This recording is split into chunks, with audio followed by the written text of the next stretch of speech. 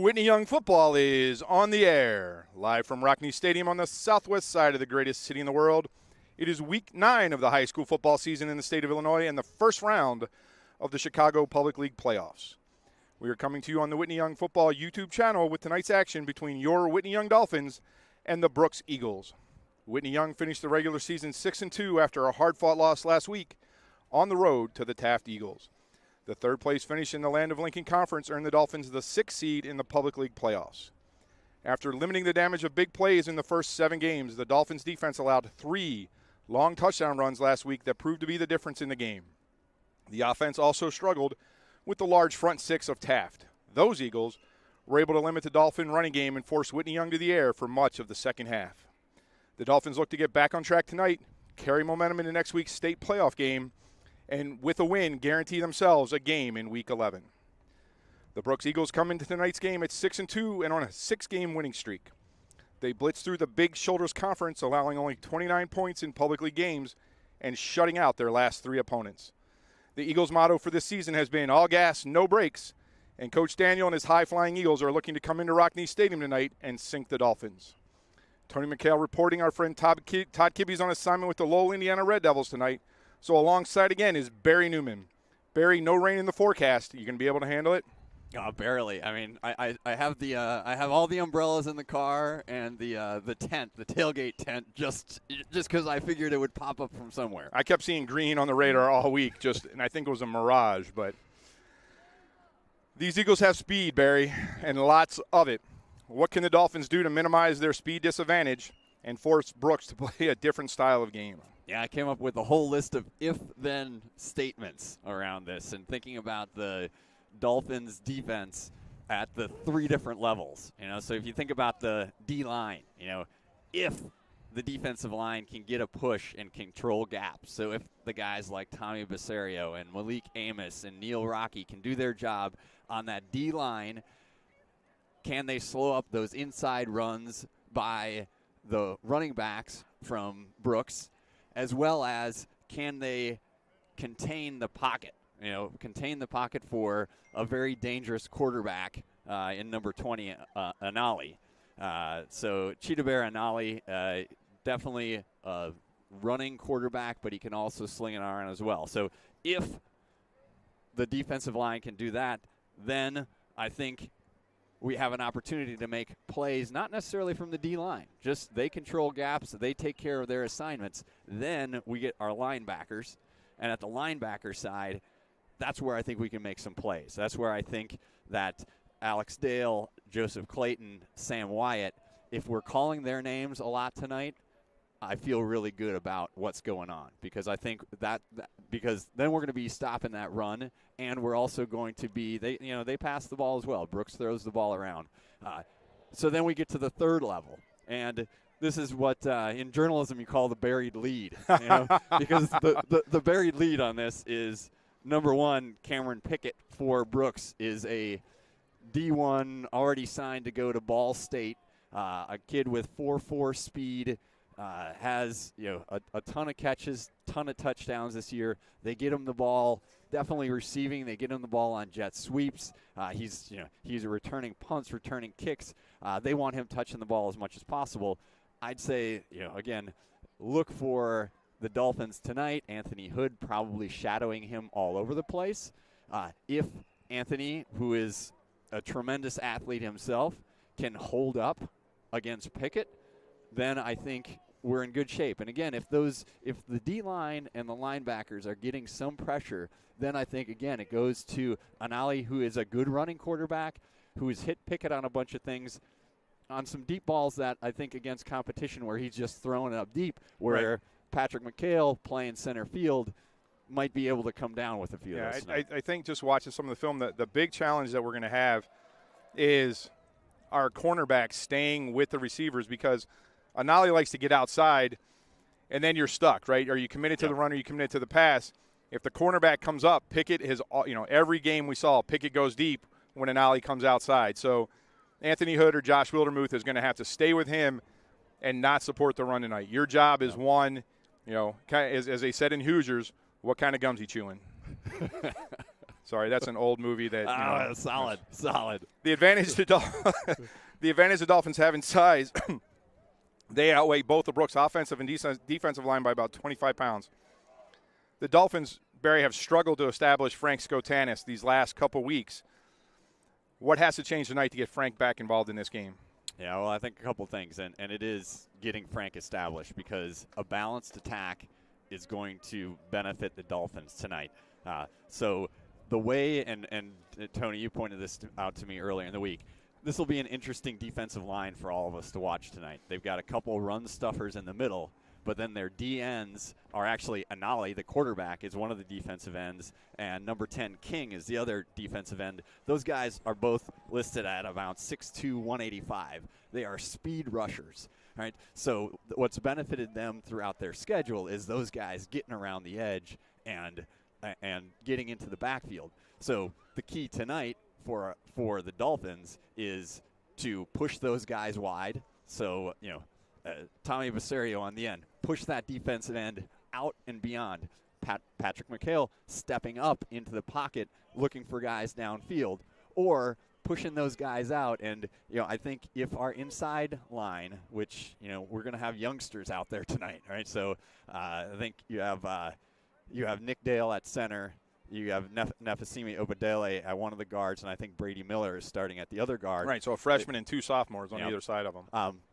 They've got to win, or at least give a lane, because I think that's where Skotanis can live. He can live in those gaps between those D tackles and those D ends coming wide. And if he can get out there, and again, maybe not breaking the long run, but at least giving positive yardage. Right. And then making their linebacker, because their linebacking core, you're going to see a kid tonight, Antoine Young, as a sophomore, number 12. He is all over the film.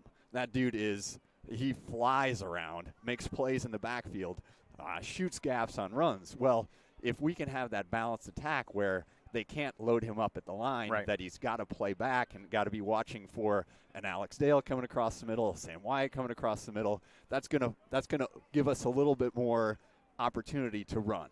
Right, just what we've seen on tape from Brooks, those flat passes that we really like to Alex Dale appear to be open right now, just based on what Brooks has done on defense. And to be fair, so nobody get me wrong, this is an extremely talented Brooks football team.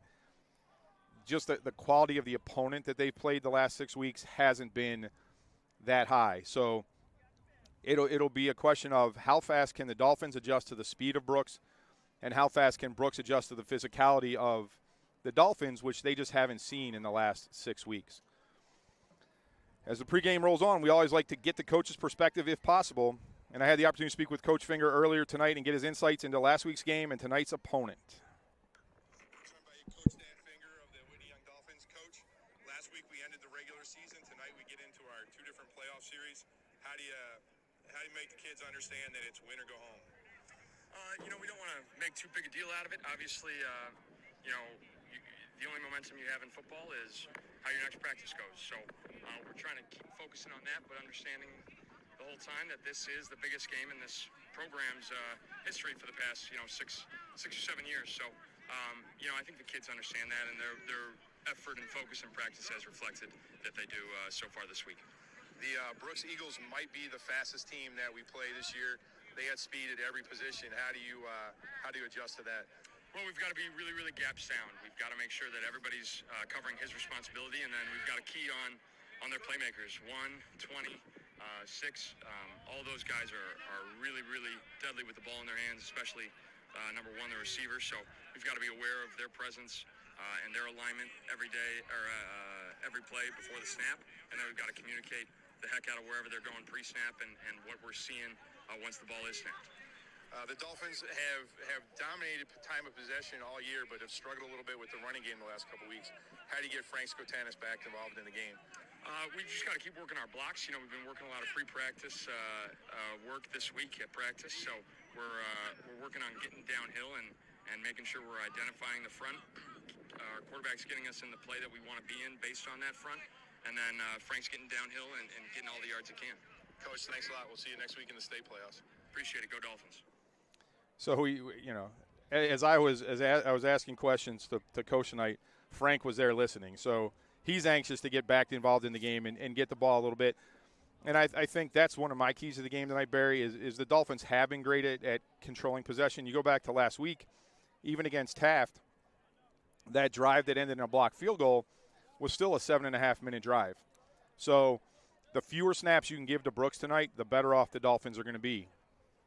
Yeah, agreed entirely. So Frank getting him established, Pat McHale getting those runs. I mean, he's been a first down machine in a lot of those things. And again, it's like getting ahead of the sticks, like as they say, like staying on schedule.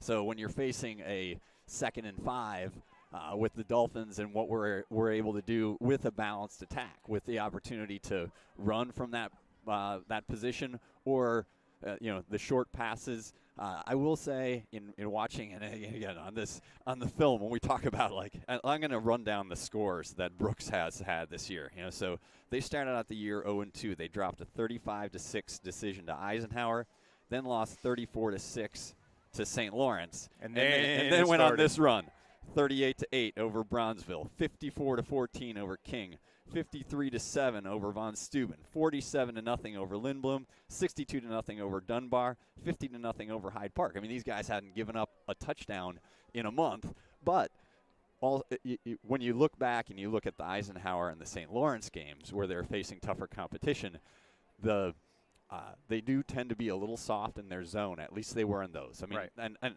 again, this game was August or September, 8 weeks ago, so they were soft there. If they play that way, if the corners are that way tonight, then I think you have an opportunity to get the ball to Anthony Hood. And even if you're dialing up the big play, you're keeping the sticks moving. Right. And to your point, you're controlling the ball, you're getting your first downs, and you're being methodical and moving down the field. And the other big thing that I saw was they do like to blitz a lot. So if the Dolphins can recognize that and throw back into the blitz, that should be some big plays. But I think that the best thing the Dolphins can do is get the ball and chew up 5 or 6 minutes and keep that Brooks defense on the field, because they just haven't been on the field a ton for the last 6 weeks. Yeah, agreed. And it is interesting. You mentioned the blitz packages they have, and some of them look NFL-like, where they have 8 guys on the line of scrimmage and they only end up rushing 4, and those other guys are dropping back into zone coverage, which I don't remember really seeing that setup earlier this year for us. So Brooks won the toss, deferred to the second half, so the Dolphins will defend the north end zone and get the ball first. So, Barry, I got one for you today. Today in history, 1939, kind of the reason we're here today. NBC becomes the first network to televise a pro football game. The Brooklyn Dodgers beat the Philadelphia Eagles 23-14 at Brooklyn's Ebbets Field. So if it weren't for NBC back in I think Dick Enberg made the call that day. Trailblazers, yep. Dick Enberg on the call. Trumpy was and Rudy was there. So one injury to note for the Dolphins tonight, number 72, senior Josiah Roman is not in the game tonight, not in uniform. We understand he has a lower body injury that he sustained in practice on Monday. But other than that, we will get to the lineups as we go. This is a well-coached Brooks team. This should be a really good football game tonight. This is the refereeing crew that called 72 holding calls on us last week, though, or 2 weeks ago. Yeah, we'll be watching that closely. Hopefully we've cleaned up a little bit, and hopefully they've cleaned up as well. Yeah, slow arriving crowd tonight. They didn't start letting people in until about 7 o'clock. I expected more people on our side and on the Brooks side. You look at some of the Brooks social media sites; they have traveled well this year, and they're fired up. Well, don't you think that with the quality of the live stream, a lot of people are just thinking, "Hey, why don't I hang at home? Crack open my favorite beverage, maybe fire up the fireplace tonight, pop some popcorn, and listen to the dulcet tones of Tony McHale and Barry Newman." I'm going to go with no. I'm going to say no. I'm looking at our account on live stream. It just got cut in half. Yeah. So I will tell you one thing and I think there's a certain sense of urgency for this Brooks team this year. They're built a lot like the Dolphins. They have 7 seniors, they have 3 juniors, and then they have a strong sophomore and freshman class. But this is an opportunity for this senior class, much like the Dolphins, to make their mark. I think they play 3A football in the state playoffs, and we'll talk about that as the show goes on. But this should be a good game. It's going to be the Eagles' speed against the Dolphins' size and precision, and we'll see which one wins. The Eagles do have a kicker, Barry, and a left-footed kicker. Yes, a left-footed kicker that can definitely find the end zone on his kickoffs.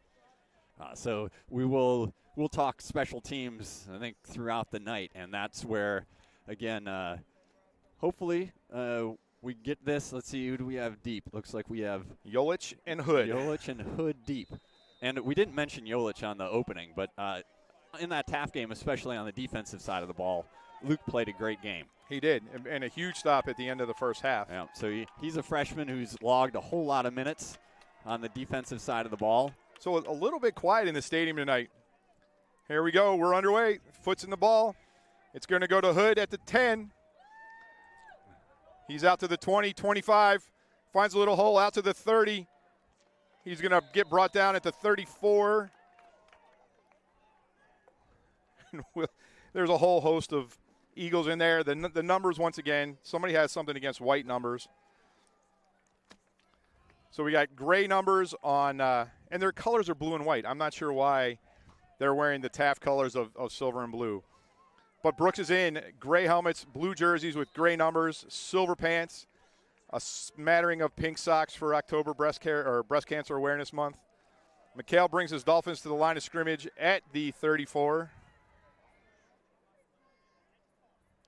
Takes a snap, drops straight back, looks for Hood. He's got Hood. Hood makes a move. Hood takes it out to the 44. Looks like it's going to be a first down. Nice opening pass. Pat had time back there. Not that we're calling, but again, it's a little bit soft on the sides. So they're for that zone. They're going to call that a first down. So that was number 8, Tim Tiwu, on the coverage. He got spun a little bit around. He went inside on Hood's first move, and Hood came to the outside. So 1st and 10 for the Dolphins from their own 44. McHale under center this time, turns, gives us to Otanis. Straight up the middle. Nothing there. Let's see who's on the bottom of the pile. Big number 72 is Thomas Bodie Jr. He's a 5'10", 210-pound junior. The advantage this week is that last week we were going against 265-pound linebackers.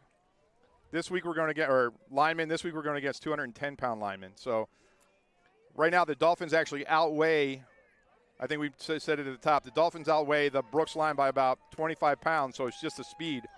Yep. So right now the Eagles have 4 down linemen and 2 linebackers. McHale back in the shotgun. Fakes a Skotanis over the middle. Oh, picked off. That's Pickett. Yep. That's what he was sitting back there waiting. So that's Cam Pickett, number 1. That is a 55-yard interception return.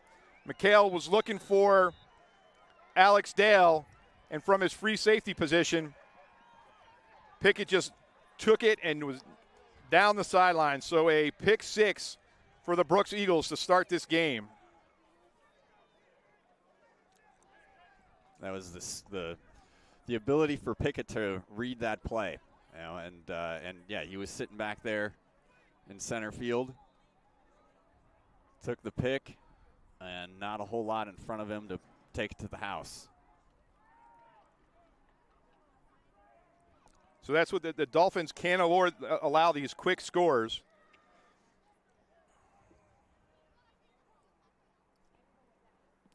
Eagles are going to go for 2, even though they do have a kicker. So it's Anale. He rolls out to his right. Nice. There comes, we're going to say that's Alex Dale. Came across from his linebacker position. Yeah, good pursuit on that to prevent them putting the 2 on the board. So 6-0. We'll call that a 55-yard touchdown return. Yeah, so Cam Pickett had multiple offers from Ivy League schools. I'm sure there was other schools were just going by what was on his social media feed, but earlier in the season he committed to Ball State, so he's going to go play in the MAC next year. Ball State with a big game tomorrow. Bet you didn't know this. No, who do they got? Redbird rivalry game against Miami University. Yep. Fierce MAC rivals. All right. So it's teed up again. We're going to start over. And that's that Brooks speed that we talked about. The kick's going to go to Jolich this time at the 12. He's out to the 20, 25. He's hit. He's going to be brought down about the 30-yard line.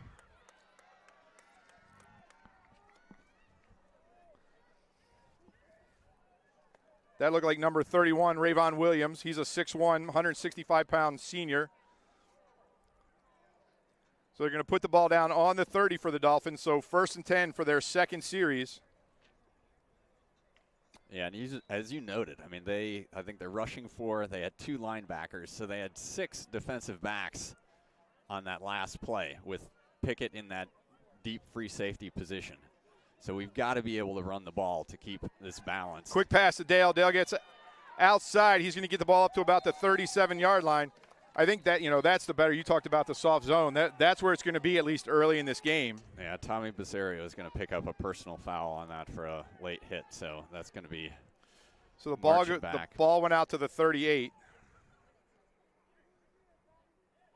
So that would have been 2nd and 2.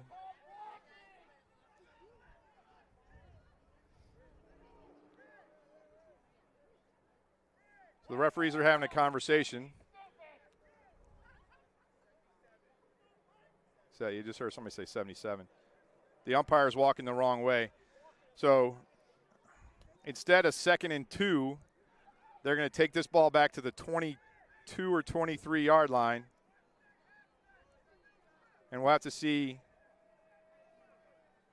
what down they make it. And, there's still 10 minutes and 3 seconds left in this game. So they're going to put the ball down on the 24, and they're going to call it 2nd down.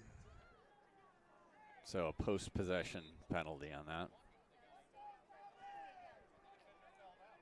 So the ball's on the 24. They got to get it out to the 40, so 2nd and 16. Bad snap. McHale gets away from one tackler. He throws it deep. He was out of bounds. Let's see what they call it, a catch or not.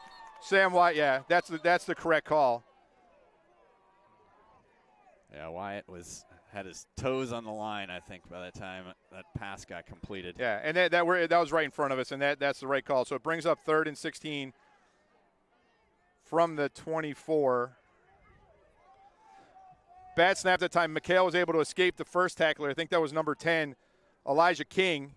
But this is where, the advantages of the two teams. You don't want to get in a speed contest with Brooks right here and have a 3rd down and long.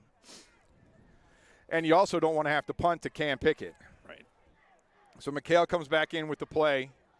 Ball's actually at the 23. Yeah, and you can't have dead ball, personal foul, mistakes like that. I don't care what was said on the field. It can't happen. So Pickett's at deep center. Corners are 10 yards off. McHale takes a snap, straight back. He's got time. Nobody out there. He's going to run. Here comes number 24. McHale makes him miss. 24 is Brandon Fisher. McHale's going to get back out to the 37, but it's going to be 3rd down and 3. I think or 4th down and 3, sorry. Coach Finger has him back on the line, ready to go for it on 4th here. So they have to pick about 3 yards. We'll call it the ball's on the 37. They're going to try and get him to jump, I think. Here come all the Eagles. There they did. They got him to jump. That's what they were looking for. All the Eagles were trying to block. That looked like number 12, Antoine Young, 5'7", 170-pound sophomore. They had 6 guys on the line. They weren't going to let the Dolphins get that, but because of the penalty, the Dolphins get a fresh set of downs. Wow. We got to work for that one. Yeah. Let's hope the next move of the change is a little bit easier than that. Well, let's not make any more mistakes. So let's see if we can do the line. So I think you're right? So we got left to right, it's Tommy Basario, Nefasimi, Nick Dale, Brady Miller, and Neil Rockne. Quick pass out to Alex Dale. He lost his footing a little bit. He's going to get back to the line of scrimmage. So it's going to be 2nd and 10 from the 42. You got to even watch those passes because the Eagles are jumping everything right now. Yep.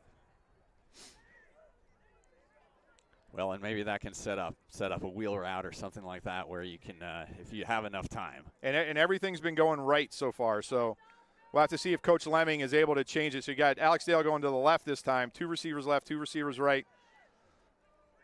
6 in the box for the Eagles. Good snap. Handoff. McHale straight up the middle. Nice. He's going to get a first down. Pickett's going to tackle him. Pickett and Antoine Young are going to bring him down, but not before McHale gets to the Eagles' 45. Yep, So that's what we were talking about, Barry, the over-aggressiveness. Yep, and they are back on the line right now. So down to the 44. So that's we're going to get a timeout. Brooks timeout. A Brooks timeout. So, yeah, there was two things there I think I didn't see, but somebody won on that offensive line, and the play fake to Skotanis took took everybody outside to the left, and then Pat had that whole the seam up the middle that he could pick up the first down. Yeah, so that was a 14-yard run by McHale, and I think that what you do with aggressive defenses is do a little bit of misdirection. Yep. Figure out a way not to make them so aggressive. I think there's a play in here, even if it doesn't work. There's only one safety back, right? It's Cam Pickett. So if you run Hood deep, the Eagles know that Hood's the deep threat. If you can pull Pickett out of the middle, that's going to leave the other side open. So I think that's probably what Coach Lemming is looking at. But Coach Daniel took his Eagles to the sideline really quickly after that play by McHale. Just to remind them that even though they had that pick six, it's not going to be an easy game. Yeah, and that is, it's like, as you said, Coach Lemming dialing up some plays here. And so if you have to make Anthony Hood a decoy in this, if they're playing the coverage there and they're, kind of watch where Pickett is looking. If he's just playing a true deep zone, or if hand off to Skotanis this time, wide open. He's going to pick up a first down to the 34-yard line. And that was that off tackle. Off tackle. Yep, off tackle that we talked about. If Besario can push his guy wide, there's going to be some opportunities in those gaps.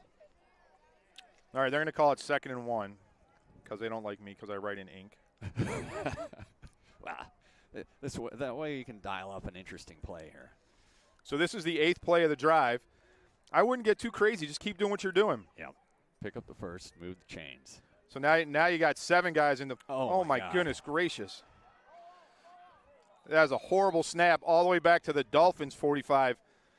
Nick Dale that one sailed on him. And it seemed like it was off, like he went a beat earlier than everybody else. No one else was even moving on it and just sailed over McHale's head. So that gives you a 3rd and 21. Yeah. So you went from 2nd and 1 to 3rd and 21. And here's where you have to be careful again. The Eagles are going to be coming after this.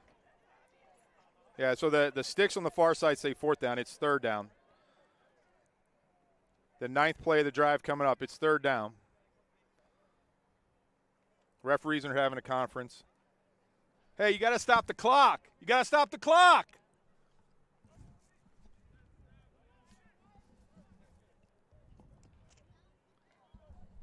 Sorry for yelling in everybody's ear, but the clock was running. And Tony did get the clock stopped. All right, so we got it fixed. It's 3rd down and 21 from the Dolphins' 45. Pickett is 15 yards downfield as a safety. McHale straight back, looks left. He's going deep. He's got a receiver. Nope, overthrew Anthony Hood. So it's going to be 4th down. These are the mistakes you can't have, Barry, if you're going to win this football game. Yeah, we're right there for a first down, and that snap sails high. Yeah, I mean, you had the Eagles. You had McHale on a 14-yard run. You had Skotanis on a 9-yard run. You had the Eagles on their heels, and then the snap. I mean, that snap was high and long. Yeah. So Lozano out. He's going to stand at his 32. Here's the danger. Pickett is standing back at his 26. You almost want to kick this out of bounds. Here come the Eagles. They're going to try and block it. Nope. They drop back. Ball goes right down the middle. Pickett's going to have a chance. Ball bounces at the 25 and it's going to go out of bounds at the 20. That's a great punt from Lozano. Yeah.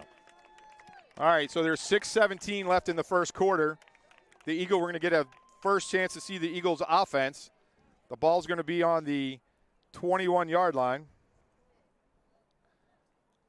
So they run a lot of shotgun, both 1- and 2-back sets in shotgun. And, again, trying to get the ball to Cam Pickett, number 1, their top receiver, in a variety of ways. So we'll see a lot of different looks out of them. So you got Anale at the quarterback, Cheetah Bear, number 20. Jamarian Cunningham, number 6, is the running back. And we're trying to find Pickett's the single receiver at the top of the screen. With Anthony Hood on him. Here comes Dale, the blitz. They're going to hand off. Nice. Got a tackle, though. Make a tackle. And he's heading back the other way. So McHale's going to bring down Cunningham after a 15-yard run. But Alex Dale was in the backfield, had him for a loss, and just couldn't bring him down. Shades of last week, Barry.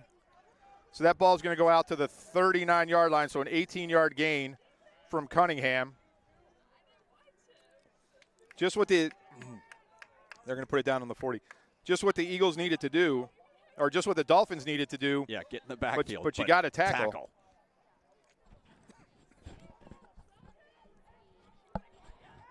So the ball's on the 40. Anale in the shotgun. Cunningham to his left. Pickett to the top of the screen.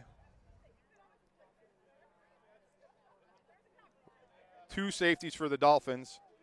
Yolich is on the left over top of Pickett. Offsides by Frank Skotanis. Just too many mistakes, Barry. Yep. So it'll be 1st and 5 from the 45. I mean, so far, four Dolphin mistakes so far. Interception. Two bad snaps. And the penalty. And the so personal 5. foul. Yeah. They've got to get it cleaned up right now. And in a hurry.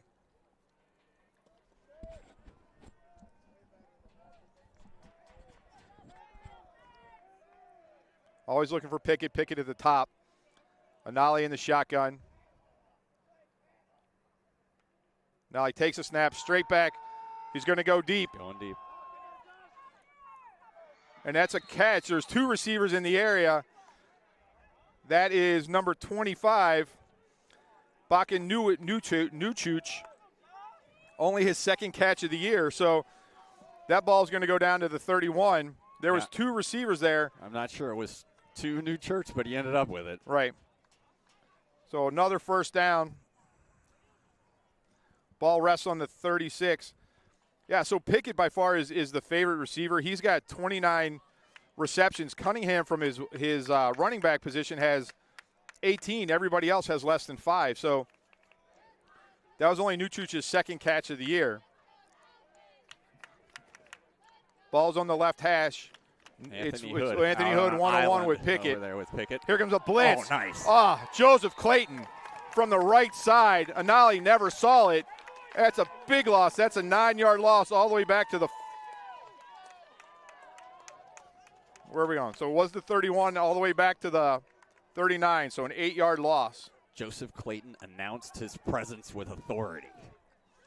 So Anale's going to learn that he doesn't have all the time in the world like he usually does.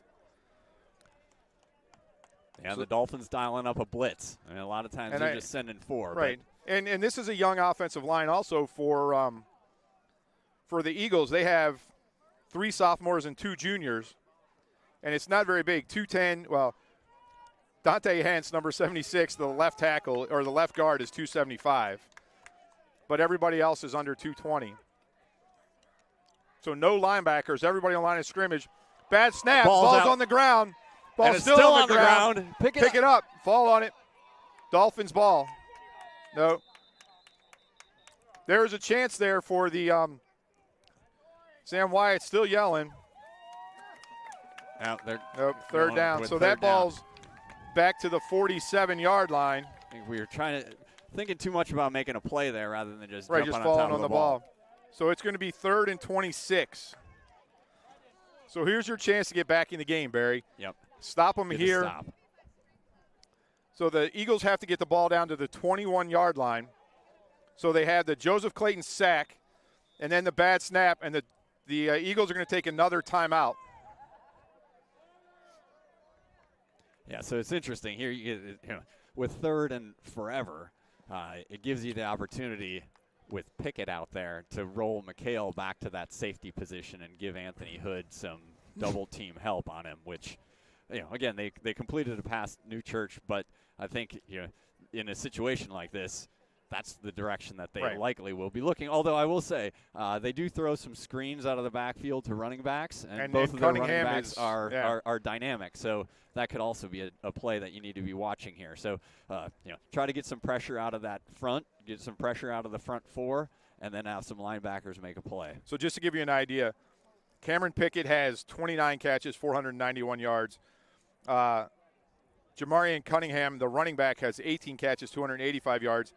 And then from there it goes to New Church has 4. Antoine Young, number 12, has 1. Hutchinson has 1. And number 8, Tim Taiwu, has 8. So, it's either Cunningham or Pickett, and I think that's what you have to focus on right now. And just watch that screen, because if Cunningham gets ahead of speed, we've already seen what he can do breaking out of a tackle in the backfield. So Taiwu to the bottom of the screen, Pickett to the top, Anthony Hood over there, McHale shading toward Pickett. You got Luke Yolich. They send New Church in motion. The snap is good. They're going to blitz him again. They're going to use the sideline to get him out of bounds. Great job by Josh Wildemuth there. Runs an ollie out of bounds at the 40-yard line, so it's going to be 3rd and 19, or 4th and 19, sorry. Yeah, and I think it's 4-down territory. It's sort of no man's land, I think. Yeah, they although I watched their last 6 games, and I don't think they had a punt. So I'm not really quite sure they have a punter. So the ball's on the 41, and so it's 4th and 20. So get a stop here and get yourself great field position. See if Coach Leonard dials up another blitz. Right now, the Dolphins aren't showing blitz. And now he waits for the snap. Good snap. Up the middle. He's going to go deep. Yolich knocked over receiver. The referee is thinking about a flag, but nothing. So the Dolphins hold, and they're going to take over at their own 41-yard line. So a huge stop, Barry. And there's still 2:25 in the first quarter. So the Dolphins just need to settle down a little bit here in offense. They proved that they can move the ball. Yeah, and thankfully that was a 4th and long, because Anali had a bunch of room in front of him. Right. But he kept his eyes downfield and we've seen that there's some offensive line problems for the Eagles too, where the Dolphins are able to get in. So that we'll have to watch out for the rest of the night. Let's go Tanis to McHale's left. Dale in the slot. McHale keeps it. Not this time. That is number 57, Noah Alakun. He is a 6'1", 190-pound freshman. And we don't have a 52 on the roster, so. So a loss of 2 for McHale. Ball's on the 39. So the Eagles said we saw that once. Now you have to come up with something else. 2 receivers right, 2 receivers left. Go Tanis to McHale's right. Waits the snap, fakes a handoff to Skotanis. Looks deep again. Tons of double time. Clutches. He's got a receiver. He's got it. Alex Dale. He's got Alex Dale down to the 15-yard line. Wow, what McHale a throw. Just dropped it over the cornerback's head. Cornerback mistimed his leap a little bit. That looked like number 4. Sorry, we don't have a number 4. Might be on the 2. Coach sent me a roster with no numbers. All right, they're back on the line, ready to go. So 1st down and 10 from the 15, from the 14. Skotanis takes the ball, makes a couple tacklers miss, gets hit by number 24, Brandon Fisher, the linebacker, but not before he picks up. Where are they going to put down? Picks up 3 yards.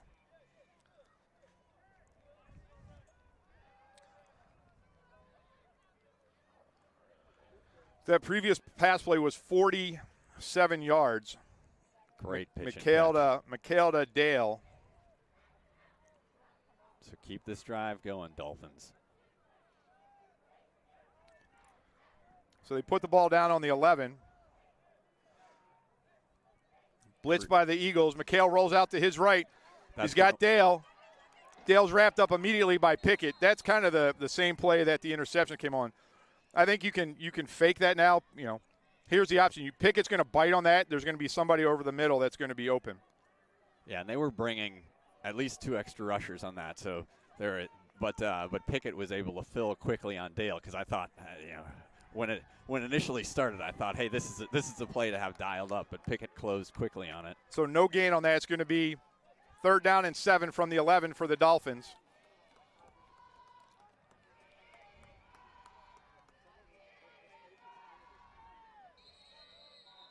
I think Coach Finger is going to end of first quarter. Oh, the end of the quarter. Thank you, Barry. I'm All good, right, I'm so good for something. At the end of the first quarter, the Eagles lead the Dolphins 6-0 on a pick 6 by Cam Pickett, but the Dolphins are knocking on the door with 3rd down and 7 from the 11.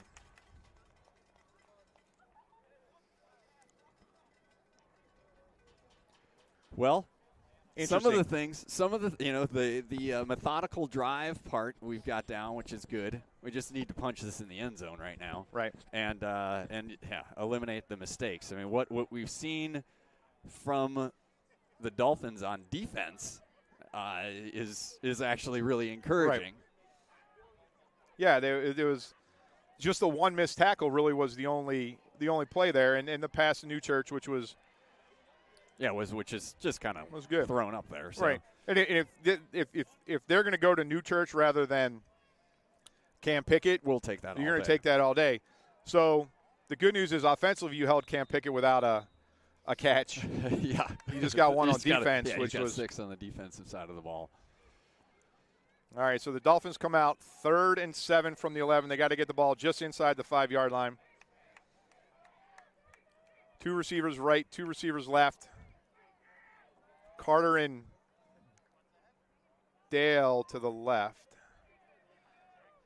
McHale takes a snap straight back. Nothing's open. He has time. He's going to pull it down. He's going to run for it. He's inside the 10. He dies. There's a penalty. I'm sure that's coming back. A holding or a blindside block. Right in front of the line judge. Yeah, right at the 10-yard line. So McHale didn't get the first down. So that penalty's kind of at the 8-ish. Yeah, I think they might have gotten Anthony Hood on that. Coming back to help out on the block. Lots of conversations. We're having tons of clock problems tonight, people. So there's 11:37 on the game clock right now. They're going to push the Brooks coach. They're yelling at the Brooks coach, but they're walking the ball back to the this. We've had this referee before. Personal foul. Personal foul. Crackback, yeah. So they got a blindside block. Yeah. So mark it down. Another problem for the Dolphins. So that's going to bring up 3rd down and about 22. I think about 17. But they got to get the ball. Yeah, 17. So they put the ball down at the 22. I wonder what Nando Lozano's range is tonight. I don't know. It's a little chilly tonight. I'm not sure he's got. So 3rd and 17 from the 22. Dolphins in the pistol. Skotanis behind McHale. 3 receivers to the left. Only Will Carter to the top of the screen. Good snap. McHale straight back. Has time. He's looking left all day. He's going to pull it down. He's going to run it. So he's going to get tackled at the 25, so a loss of 3. So it's going to bring up 4th down and about 20. They're actually going to put it down at the 23, so a loss of 1. Yeah, so the difference that McHale's going to have tonight is, as opposed to previous weeks, is he's got to make that decision to run a lot faster because his escapability compared to some of these Eagles is different. So lining up to kick here. So we're going to put the ball down at we're going to call it the 30. So this is a 40-yard field goal attempt. Eagles are going to try and block it. They got 10 guys on the line of scrimmage, 1 in the end zone. They got Pickett in the end zone. Skotanis the snap, McHale the hold. Lozano the ball's up. He hammered that left. thing. It was good yeah. distance-wise, but it was wide left. Yeah, there's a flag down here. Wonder if we might have a roughing the kicker call. So offense is but I don't think this is a first down. Personal foul, roughing the kicker. well. So then it So it wouldn't be even if it's a 15 now. yarder. See, he's saying it's a first down. I'm confused about the high school rules here, Barry, but I'm fine with the first down. I'll take it. I'll take it. But I've seen it in the past where that's not a first down. All right, so this is a penalty. So we need a ball. We need Dalton for the ball. Come on, man. All right, so we're going to put this ball down on the 15, and we're going to call it a first down. Okay, so here we are, Barry. All right, first down. That's what we want out of that. And 10. McHale handoffs to Skotanis, makes a move. He gets Skotanis. inside. There you go. Gets inside the 10-yard line. And that positive yardage on first down. Right, and now don't Big. make a mistake. Exactly. So they're going to put the ball they're going to put the ball in the 11. I mean, he clearly fell down inside the 10-yard line. Anyway. All right, Barry. Now we're not complaining about the refs tonight yet. Second down and 7. Skotanis next to McHale. 3 receivers. Dale in the halfback. Another handoff to Skotanis. He tries to get outside. Cuts it back inside. Ran right back into number 20, Anale, who came from his defensive end position on the other side. And that's where you see the speed of these guys, especially with less territory to cover. So this is the 8th play of the drive with 2 penalties. They're going to put the ball down on the 8-yard line. Dolphins have to get it to the 5. So second or third and 3. Pickett in the middle of the field. Everybody covered man on man. McHale takes a snap. Hands off to Skotanis. Skotanis gets inside the 5, down to the 2. Great run. There's the offensive line right now is just making holes for Frank. I think that's almost – I'm looking for our Frank the Tank guys here. That was a Frank the Tank kind of run. So they're going to put the ball down on the 3. So first and goal from the 3 for the Dolphins. I'd run the same play. Absolutely. Keep driving it down their throats at this point, right? So here you go. This is what we talked about. The clock's clicking down at 8:20. We got the ball with 2:25. So this is a 6-minute drive right now. New set of downs, ball on the 3. McHale sends Hood out a little bit. Low snap. McHale picks it up, picks his way. He's going to get down to about the 1. He was tackled by number 22. That's Kamari Harmon. He's a 5'8", 150-pound senior. Came up and got low on McHale. No gain. The number of mistakes am I missing something? But crazy. McHale got up from the 1-yard line. Oh yeah, he was at the 1, so it's marked at the 3. At the 3? So this is the 10th play of the drive. Clock's at 7:30, so it continues to click. The Dolphins just got to punch this in right now. So yeah, third bad snap from. Wait. Yeah, I think we've got a change at the center position. I think. Yeah, we got a right. couple changes on that. So the ball goes to Skotanis. Nothing up the middle there. for Skotanis that time. Yeah. So who? I'm sorry. So Nefasimi So we're is trying at to guard. So we're trying to figure out. We have a new center in for Nick Dale, but this is going to be the 11th play of the drive. Third down. Somehow the ball magically goes back to the 3 every time. I don't know. Third and goal. The clock's ticking at 6:50. McHale comes in with the play.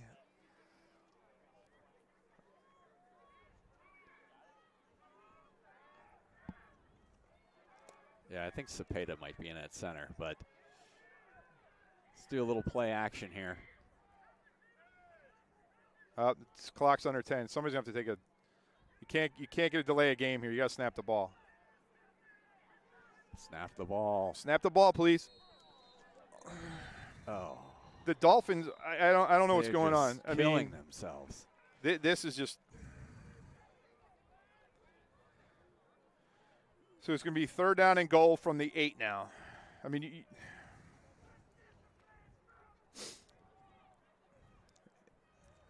Yeah, so Cepeda's in at center. yeah. I think they may have moved Nick Nick Dale Dale over to a guard. Because I still see the cast of Neil Rockne. Yeah, so you got Rocky at tackle, Bessario at tackle. It's going to At be this point, under 6 minutes when this ball is snapped, but we went from 1st and goal on the 3 to, and McHale drops back. He looks left. He's going to pass it. Anthony. And a drop pass. Anthony Hood had a touchdown. The defender had slipped. The defender had slipped. If Anthony Hood had caught that, he was going to walk in. So it's going to bring up 4th and goal from the 8. And the back judge is not messing around tonight. He was counting again on the Dolphins on that one. So they're gonna try another field goal out. So the ball's on the 8. They're going to put it down at the 15. So a 22-yard field goal attempt. And a timeout from Brooks. Their third. That's going to be their last timeout. So there's 5:53 on the clock. So the Dolphins have had the ball for 8 minutes and 32 seconds on this drive, which is what you need to do, but you need to punch this into the end zone. You can't get a delay of game at 3rd and 3. You just can't. Yeah. What was going on there? I mean, it looked like the play was in. I'm not sure. Well, if they it looked like cheering. McHale was trying to get his receivers in the right position, but then he couldn't get the Cepeda's attention to snap the ball. So, and then the next play, the umpire or the back judge was counting right away. So we just have to watch that. I hate to say a crew doesn't like us, but this is the 4th time we've had this crew, and it's never been a pleasant. It's never been a pleasant experience. No. So just to recap, the Eagles lead 6-0 on a pick 6 from Cam Pickett on the first drive of the game. The Dolphins have had the ball pretty much the rest of the time. Only 4 offensive plays for Brooks to this point. Nando Lozano is going to attempt a 25-yard field goal. Skotanis with the snap, McHale with the hold. So the last one had the distance just a little left, so we'll see what Nando does with this. Snap, place, kick. Good. All right. Dolphins on the board. So. Wow, that took a lot. I'm 5 exhausted. For a field goal. My goodness. I expended a lot of energy on that drive. 5:48 in the second quarter. That was a 12-play drive that started at the Dolphin 41, and Nando kicked a field goal. Well, putting points on the board was big there.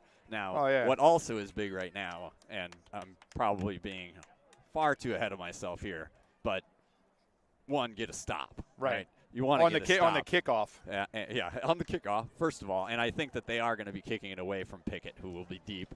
So try to kick it away from him. If we can come up with a defensive stop and get the ball back, or at least the defensive stop, because Brooks gets the ball out of halftime. Right. So, we want to be down no less than 6-3 at halftime right now. You got the Dolphins fans pounding on the bleachers here. Let's see what Nando's. There's no wind to speak of, but you got Pickett standing at his 12-yard line in the middle of the field. I think Pickett is just daring him to kick it deep. So Lozano approach the kick. It's going to go to Pickett. Nope, it's going to go to the right side at the 15. Dolphins have to have contained. Edge. They got the edge. There you Sam go. Wyatt, great job. Yep, Sam Wyatt and Quinn Duhan. Great job on taking care of that right-hand side edge. So that looks like number 2 for the Eagles, which is Tim Taiwu. He got the ball about the 15-yard line, brought it out to they're going to put it down at the 27. But great job by Sam Wyatt, not over-pursuing, just took Taiwo to the center, or to the sideline, yep. and was able to wrap him up there. Yep. So the Eagles come to the line. They're going to put the ball down on the 28-yard line.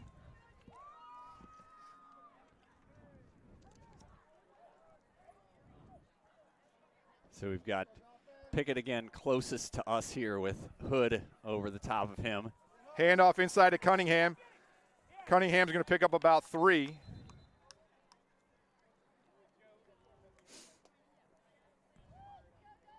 Woo! So we're going to put the ball on the 31. And that was good work by the Dolphin D-line there. So the Eagles, if they need them, are out of timeouts. Dolphins have, I think, did the Dolphins 2. use one? Yeah, we used one on that still in the first quarter when we were at first and goal. I think. Tight formation for the Eagles this time. 2 running backs behind Anali, who's in the ball's on the ground again. On the ground. Dolphins have it. Yeah. So I think they're going to call illegal. There's a flag on the field, but they're going to call a legal procedure against the center. I'm pretty sure. Yeah.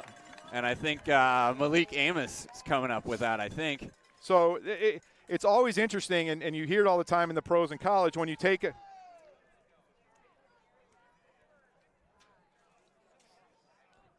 They called it Dolphin. No. All right, we're good.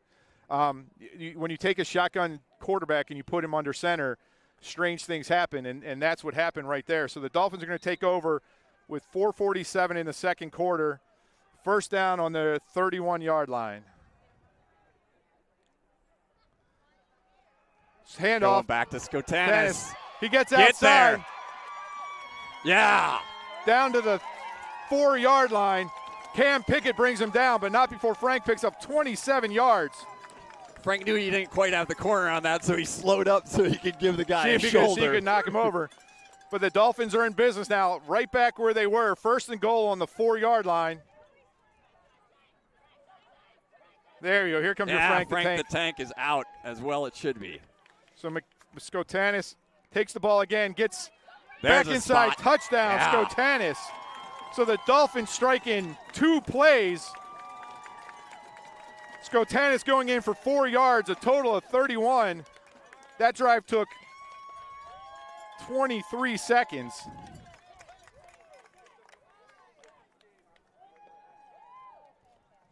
Nice way to answer that. Great job.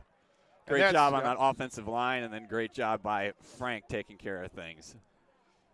So we said 23 seconds on that drive, and that's the blocking you've seen. So they're going for the extra point. Skotanis now to snap. McHale the hold. Lozano up, and it is good. All right. So the Dolphins take a 10-6 lead on a 4-yard run by Frank Skotanis on a 31-yard drive that took 23 seconds. Things get breathless all of a sudden, Barry. They certainly do. I mean, it'll be interesting. It'll be interesting on the Brooks sideline. I mean, these guys haven't given up a touchdown in a month. Their defense has been on the field for the entire first half. So here's the momentum piece right now.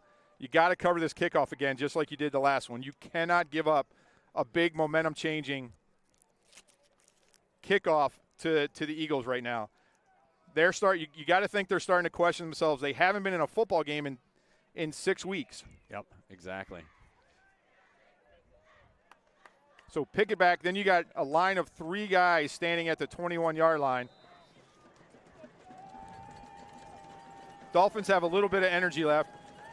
You got Newchurch. The orange pom-poms are out in force here. Here comes Lozano. We might have to go in radio mode here. This one's going to go a little deeper. This one's going to go out of bounds. So the Eagles will probably take the ball at the 35. I think you could decline this if you wanted to. 4:22 left in the half. We did see that in a game our freshman year.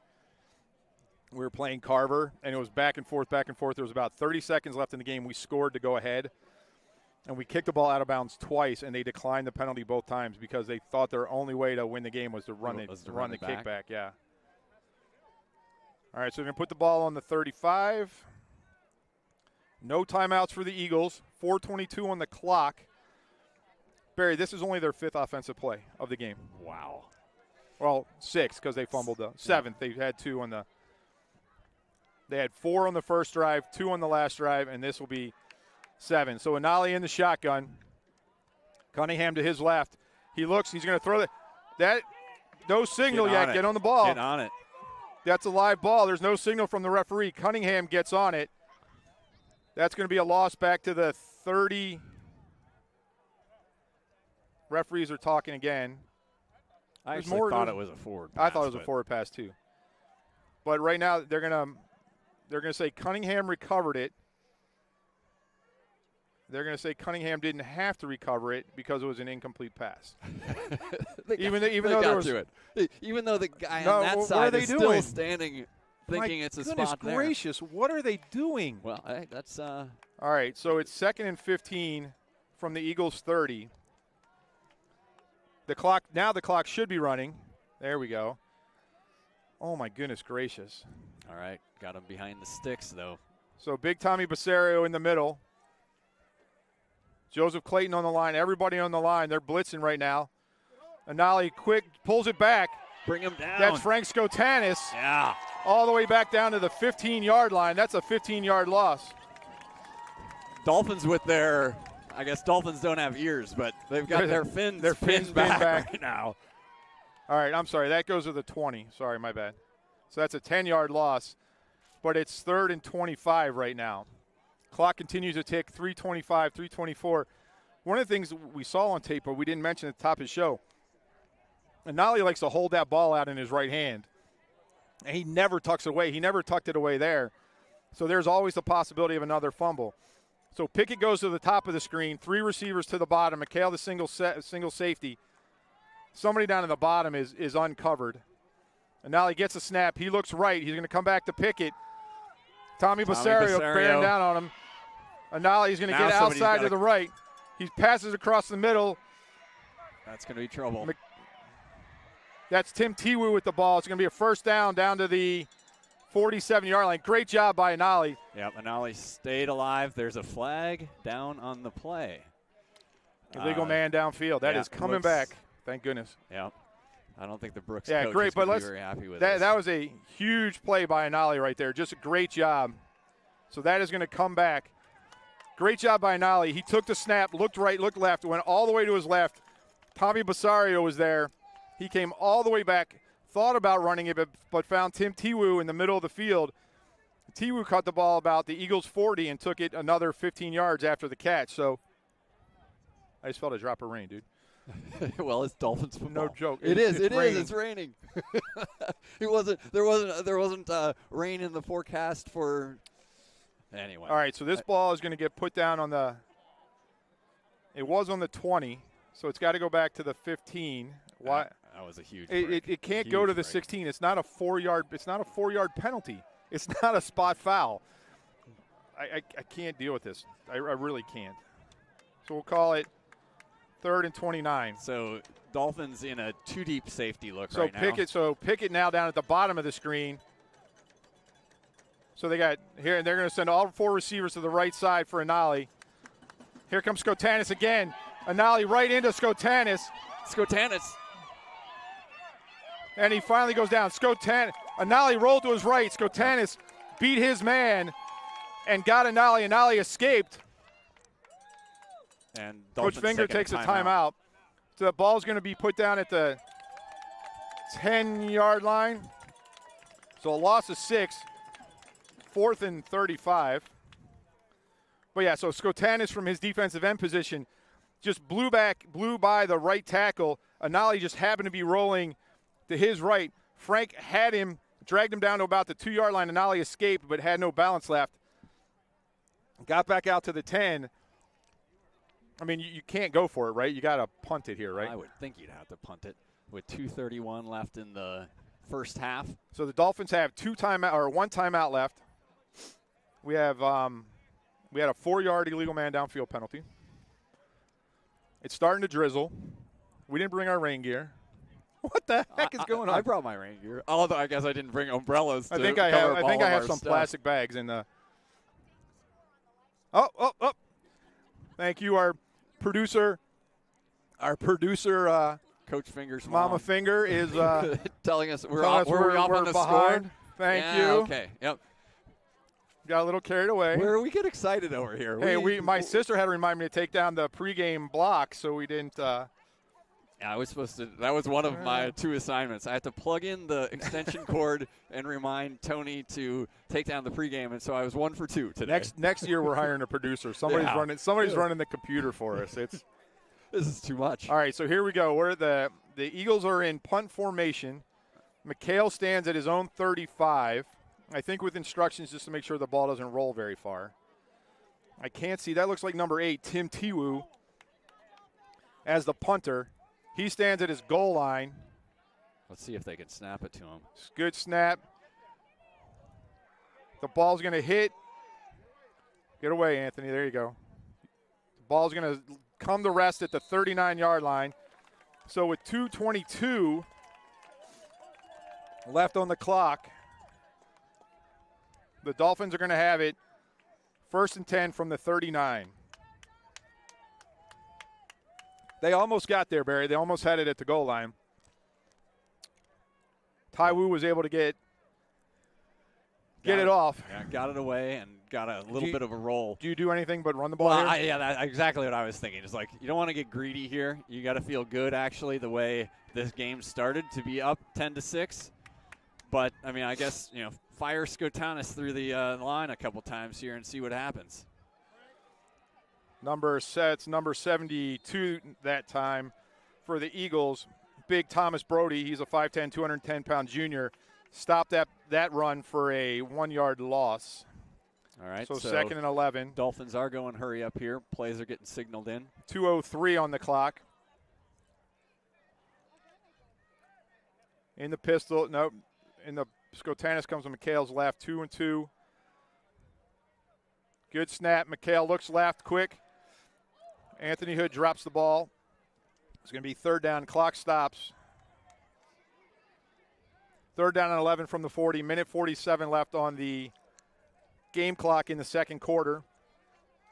As Barry mentioned, the Eagles will get the ball to start the second half. I think you got to keep this quick into the outside, Barry. Yeah, I mean, McHale is getting time, but again, let's not get greedy here. Well, right. I mean, and what he's getting time, but that's not the danger. The danger is Pickett and Anali. So now you almost have 2 safeties because you got Hood by himself down here. McHale's going to take the ball up the middle.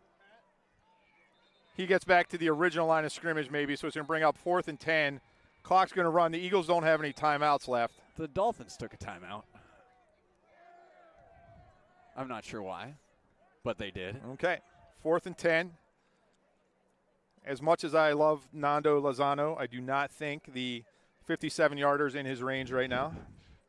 He did hammer that first one. The first one was crushed. Wide, but so I'm not sure. I mean, this is I mean, because the clock's going to stop here. Yeah. I mean, if you were going to do this, wouldn't you just let the clock run down? It and then because run your now you're going to give them them if you don't get the first down, you're going to give them the ball with a minute and 29 seconds left, and we know they can score in a heartbeat. Yeah, well, so you have all the momentum right now. Personally, and there's a reason I'm standing up here, but personally I would have let the clock run down. Riverboat Fingers got and then something. go hurry up. Riverboat Fingers got a play that he wants to be running. But I mean, you're going to give them if it doesn't work, you're going to give them the ball on the 39-yard line. Yeah, I agree with you. But let's hope for the best. We've outlined the worst. Well, not the worst, but. All right, so you got 2 receivers left, 2 receivers right. Everybody matched up man-to-man. McHale drops straight back. He's looking left, comes left. Not sure where they're going to mark it. They're not going to give him the first down. Where he caught it was a first down, but he got pushed back. So who was that? Was that Anthony Hood? Yep. So McHale to Hood for about 7 yards. But where Anthony caught it, he caught it at the 28. It was a first down. But you're never, and his momentum with this crew, you're never going to get that call. Get that NFL forward momentum on that. So there's a minute 25 left. 1st and 10 for the Eagles. And here's the danger. You're going to give the ball to Anali, and he's got Pickett over there. the ball's on the, what did we say, 33. So 1-on-1, Pickett and Hood. McHale's in the middle of the field. Ball's on the right hash. Anali's got 3 receivers to the short side. Good snap.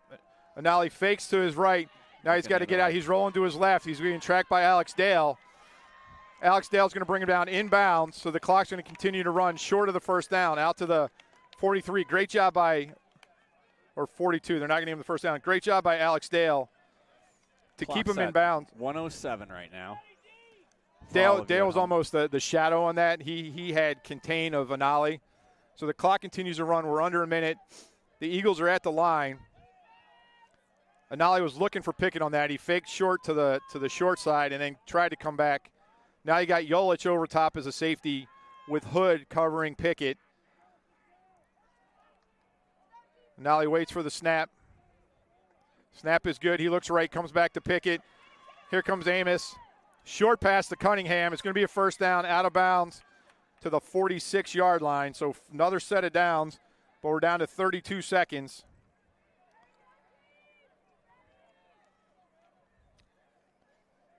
Yeah, Malik almost got there. And then, yeah, they do use those running backs as a safety valve. So you got Neil Rockne, Tommy Basario, Malik Amos, and Frank Skotanis on the line. Joseph Clayton and Alex Dale as linebackers, and then you got 5 guys in coverage. Yeah, so Hood and Pickett are closest to us. Skotanis in a 2-point stance. He's just dying to get at Anali again. 32 seconds left. Ball's on the 47. Anali waits for the snap. Pickett's on the bottom of the screen this time. He and Sam Wyatt are going to have Pickett. Pickett runs into the middle. Anali keeps it this time. The clock's going to keep running. It's a 5-yard pickup, but the clock's at 25 and running. So it's going to be second down and about 6 from the Dolphin 49-yard line. Yeah, good job with the linebackers closing that up. 14 seconds. Unless this. So Anali's under center this time. Another bad snap. So he clocked it. Okay, he clocked it.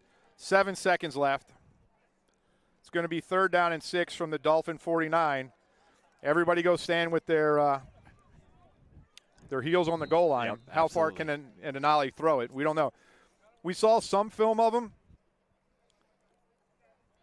Yeah, I would actually be. They're putting 7 seconds back on the clock because it didn't stop. I mean, these kids deserve better. That's all I'm going to say. These kids deserve better than this. Both teams have fought so hard to get here. It's got to be better. The ball rests on the 49-yard line. There's 7 seconds left. You got 3 deep safeties for the Dolphins. Jolich, Wildermuth, and McHale. Anali's in the shotgun. Pickett's on the near side, the Dolphins sideline. The Dolphins take their last and final timeout of the half. So the danger here, more than a Hail Mary, is if you get Pickett underneath running, and how do you got to get him down. Yep. Right, it almost becomes covering a kickoff right now.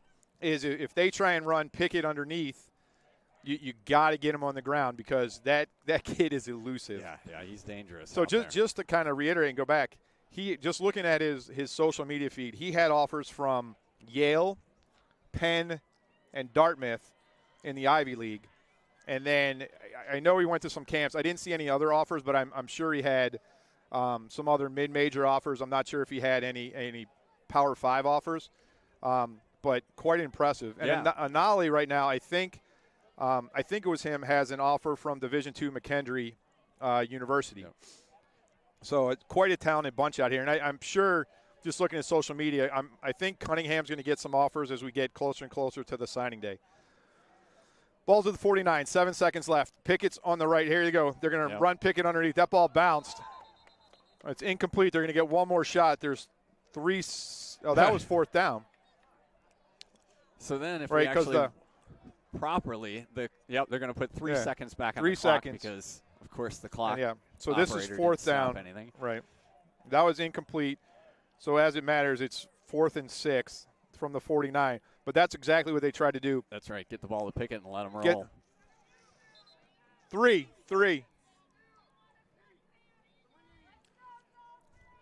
At this point, 2 or 3 probably doesn't matter. I mean, that one, much. It's one, just a snap of the ball. one doesn't matter, but yeah. I mean, you just at this point do an untimed down so we can get to halftime. There we go. All right, we got they kneeled it down. The referees weren't even ready. We put 3 seconds on the clock. So I'm not sure. Well, maybe they were just happy to go in at halftime down 10-6. I don't know why you don't throw that one back to Pickett again. Yeah, it's good for me. Hey, if they want to take that approach, good for me. Hey, the good news is we don't have. Bad news is we have to talk for the next 15 minutes, but we don't have to listen to. We don't have to listen to the Taft homecoming where everyone got to send in their best wishes. Right, and the music was at 11. So that was quite a tumultuous man first half of the game. I mean, not well. I mean, some of the things I think went according to plan. You know, as far as what the Dolphins again, taking out the mistakes, and we can probably line list those, but taking out those things. Establish the running game, maybe even more of a running game going on even than a passing game right now. And that's what you want. Absolutely. The dangers in the defensive backfield for Brooks. That's where the danger is. You know, up front is where we thought we would be able to run a little bit. So once we got things squared away on the offensive line, and again, if you look back at this, and again, well, what now? Brooks put a few more offensive plays in the book, but they ended up with about 10 offensive plays the entire first half. So here we go. So the first drive was 4 plays. Well, 5 plays because they went for it on 4th down. So that was, if you remember, they got a first down on the very first play on the run blitz because Cunningham escaped. So that was 5 plays because they went for it on 4th down. Then they came back. They had 2 plays and a fumble. Then they had 3 plays and a punt after losing umpteen yards because of, the backward pass, the illegal man downfield, the Skotanis sack, and then that last play right there was 6 plays, but they were more in desperation than anything. So the Coach Leonard and the Dolphin defense have showed up tonight and have contained this explosive Eagles defense. Now, what could happen is if you can come out and hold them again to start the second half, figure out a way to go down and score and put them down 2 scores, that's a place where they haven't been, and I'm not sure how they react going forward. Yeah, and that was, well, they haven't been there since August, right? And I think that's where you could see in some of those early games their defensive backfield. Again, you know, Pickett is your danger as your deep safety and already proved that to us. The corners are where you might be able to get some action. But if you get ahead, then you can go Frank the Tank, right? Then you can keep doing what you've been doing from that perspective. Now, the big thing is stay true to form on the defensive side of the ball. Right. And I think you keep blitzing. You don't give Anali time to – you don't give Pickett time to get downfield, and you don't give Anali time to take time back there and look. And you keep Alex Dale contained. I mean, if you can hold him in there, they've proven they're going to make mistakes, right? And so that's where it's higher risk, higher reward from that perspective, right? I mean, you're not going to just rush for and hope that you can contain from that perspective. What we've seen Coach Leonard do in this first half is, set Joseph Clayton and set Wyatt to be pushing that, and then I think you're right. You've got it down. It's like Alex Dale is spying on Anali, and we're hoping that if he does break contain, that in that and you last saw possession, it was a 5-yard gain, right? Alex you'll was able to take close that. the gap and take care of it.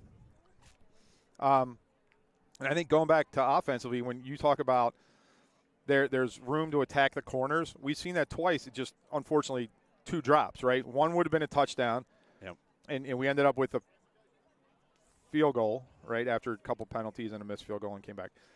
And then the second one may or may not have been a first down, but then Anthony Hood came back and caught that 8-yard pass. that, with review would have been a first down because of where he caught it. So I think you can attack that. I think you just keep the ball out of the middle. Cam Pickett is a college level safety. He's got the speed, he's got the size, he's got the strength. Just keep the offensive defense, keep the ball away from him. Yes. If and I think McHale has the ability, and you've seen it a couple times. He'll look left. The only play all day he stared down his receiver was Alex Dale on that interception, because that play's been open all year because nobody else can cover it. Pickett is different, right? He is a Division I athlete, and we haven't seen a ton of them, or at least not a ton of them supported by other, kids that are going to play in college like this Brooks team has. So I think you keep the ball to the outside, or McHale has the ability to keep look Pickett to one side and come back to the other. I got some other Dolphin stuff for you. All right. You ready? Let's do it. So tomorrow, the boys soccer team went to the city semifinals. Yeah. They won their first state semifinal or state game on Thursday against Argo. Tomorrow they play in their regional final game, 3 p.m. against Bennett Academy. I'm thinking that game's at Bennett, but it wasn't really clear on the website. All right, go Dolphins. Boys soccer. Tonight, I don't know, too crazy to get try and get an update. But tonight the girls volleyball team was playing in the city championship game. That was at 6:15, which is maybe where some of our crowd is. They were playing Jones, which I don't make book and I don't make bets, but. And I don't even know how you'd bet on volleyball. But I have. Let me get my brother. Is that on DraftKings? I'm sure it is. You can. I am sure that the Dolphins were a heavy favorite over the Jones Eagles. Eagles everywhere tonight. There are. So I would be highly surprised if they did not win the girls volleyball city championship tonight. And much like the tennis team, I'm pretty sure that's 5, 6, 7 it's a in a row. streak. That is a dominant team. So the girls volleyball team starts their state playoff run on Tuesday when they host Argo at 5:30. Not sure how we got this whole Argo connection going, but we do. Last week we talked about girls tennis, right? 14 straight city championships. So both Miracle Huckabee and Bella Mendez-Robles qualified for the state championship in singles. And they went down there, and I think they both won a match. And did a great job representing Whitney Young Dolphins. So congratulations to them for making the state finals. But on the double side, Jana Dunwoody and Jenna Stevens last weekend won their sectional. So they're sectional champs. They went down to the state finals, won 5 straight matches, made it to the state semifinals today before they lost. So congratulations to them and that run. I'm not sure if they play today or they play tomorrow for a third place, but an amazing run by the Whitney Young girls tennis team. Just spectacular. So congratulations to them and all their coaches. If you're a sports fan, Whitney Young is not a place to bad be. high school to attend. And It's that's the where, place like, to walking be. through the halls there, everybody's wearing their Whitney Young sports Right. gear. I mean, that because of the teams there's and some the amazing spirit talent and everything that's put together on it. So great job. And on the football front, we just want to keep this rolling. So let's go. You want to cover the city playoffs? Yeah. City football playoffs? Sure. I won't say anything about the fact about how wrong I was last week about what the heck was going on. But We got it all figured out eventually. we got to figure it out. So the Whitney Young Dolphins are the 6th seed. There's 16 teams in the city public league playoffs. 5 from each of the top divisions. So that's the division we're in, and on the other side is Simeon and Kenwood and Morgan Park. Yeah. So 5 and 5 is 10 if I do my math right. Then there's 6 other conferences in CPL. So the champion from each of those conferences made the public league playoffs. So they started last night. Simeon beat North Lawndale, and Kenwood beat Carver. So that happened last night. So tonight, in addition to our game, our friends from Sarah Good went to Taft. Really rooting for the Good Knights. Well, and the Good Knights, since we beat them, they Undefeated. haven't lost. Oh, yeah. I think it might kind of be the same problem, though. Taft is just so big. And then right now, as we talk, Hubbard is at Lane in the other round of 16 game tonight. Then tomorrow we have 3 more round of 16 games. Excuse me. Amundsen's at Morgan Park. They're playing at Gately at 1 o'clock. Peyton is at Phillips, which is at Gately at 4 o'clock. And then Perspectives is going to Westinghouse at 1 o'clock. So that's the 8 games in the Public League playoffs. It all takes a pause next week. Yeah. So I will send out an email to all our friends and family tonight or tomorrow morning. The Illinois State bracket draw show is tomorrow night at 8 o'clock. But you kind of got to hunt for it. It's like on channel. It's WCIU, but it's 26.2 and 48.1. And then it's online, but I'm not sure if there's a paywall or not. I've heard rumors that the Wildermuths are hosting a watch party for the team. I don't think my dad's flying. I don't think my dad's flying in from Baltimore. So that's what's going on. So the city playoffs take a break next week. So if we win tonight, we are guaranteed at a minimum a city playoff game in week 11. Next week we play in the state playoffs. If we win in the state playoffs, I don't want to guess. I'm really not sure, but we would play in the state playoffs in week 11. So my guess is with a win tonight, we would we would get a home game next week at 7-2. So with the state playoffs, you still like the game tonight factors in on your record playoffs. and your ranking on things and where you'd get that seed. And we're 7A, so it's the 32 teams within 7A. 7A. And they could be, they're not, Illinois doesn't do it regionally, so we could face a team. I mean, there's not too many 7A teams from between I-80 south to St. Louis, right? In the cornfields? East, between I-80 and East St. Louis, there's not a ton of 7A schools. But yeah, so there's 32 schools in 8 classes, so 256 schools. The draw's tomorrow night for what it is. There's other stuff going on tonight too. Our friends, friends of the program, Hope Academy is taking on their rival Christ the King. Hope Academy has qualified for the playoffs, I think, for the 3rd straight year. Marion Central is going to go visit our friends at DePaul. In the big games in the area, I didn't know this. They call this the Pulaski Road Super Bowl. I'm sure the NFL is calling Is there a registered trademark on it? Yeah, but number 4, Brother Rice, is taking a trip 2 miles up the road to face number 12, Marist. In the big game of the night, number 1, Loyola, is going to number 16, Mount Carmel on the south side. And then the school closest to us, number 23, Fenwick, is facing number 10, St. Ignatius. And Ignatius is just on a hella ride right now. Tear. They've got the Navy offense there where they're just grinding it. Is that what they're doing? Yeah. So their win over Mount Carmel, I think they had 355 yards of rushing. I think they had 1 pass that night and just took it to them. Now Fenwick, I didn't see any of the details on it. They almost knocked off Loyola. They lost by a field goal. And a monster field goal. I mean, the guy hit like a 45-yarder. With no time left, yep. Yeah. Yeah, so that should be a good game. So there's – Yeah, and Fenwick has a bunch of guys. If you look at the max prep list, they've got a bunch of D1 guys on that team, as well as all the other teams that you just listed off. So a lot of athletes coming out of the Chicagoland area. But I looked at it. I was surprised. It's less than 10. I think there's only 8 undefeated teams in the state of Illinois right now across all classes. Yeah, I mean, when you look at the Sun Times list of the top 25, I mean, they're all beating up on each other. Right. Well, it's been a wacky year, too. There's been a ton of upsets, games you didn't expect. So let the craziness continue. It's awesome. March Madness in November.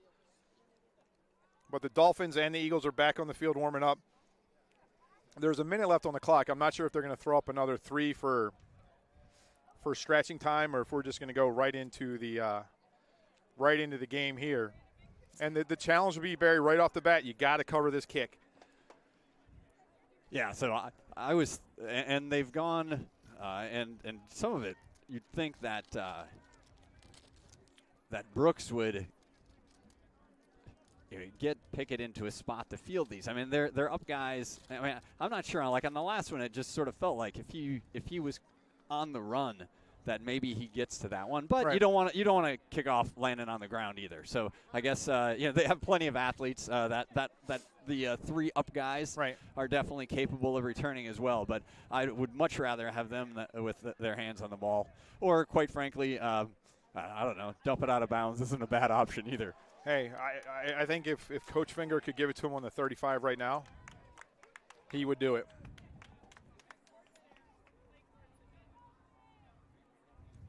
All right.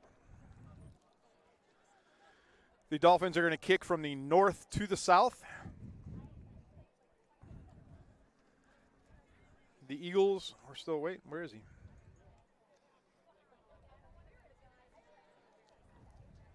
Yeah, I don't see. 1, 2, 3, 4, 5, 6, 7, 8, 9, 10, 11. Huh. So right now, back for the Eagles is Aston Hutchinson. Pickett is not back. A senior, and I think it's Cunningham on the far side. Yeah, number 6, Cunningham. All right, so Hutchinson to the bottom of the screen, Cunningham to the top. Pickett's not out there. I don't see him anywhere. The rain is starting to fall again. Dolphins are jumping around. Lozano stands at his 30, waiting for the signal from the referee. There's 12 minutes on the clock, 24 minutes in the game. Lozano's going to put it into play. He squibs it down the center of the field, picks up at the 30, so out to the 41. It's just, I apologize, it's super hard to see who. And I do not see 24. I do not see Pickett coming on the field. So that was Brandon Fisher, the 5'9", 185-pound junior. Is he hurt? I didn't see him get hurt. He was in there for that next to last play of the game that he got short hopped by Anali. Yeah, it's. I thought maybe he was on the sideline, but that's Anali and Antoine Young coming in. So the ball's on the 41-yard line.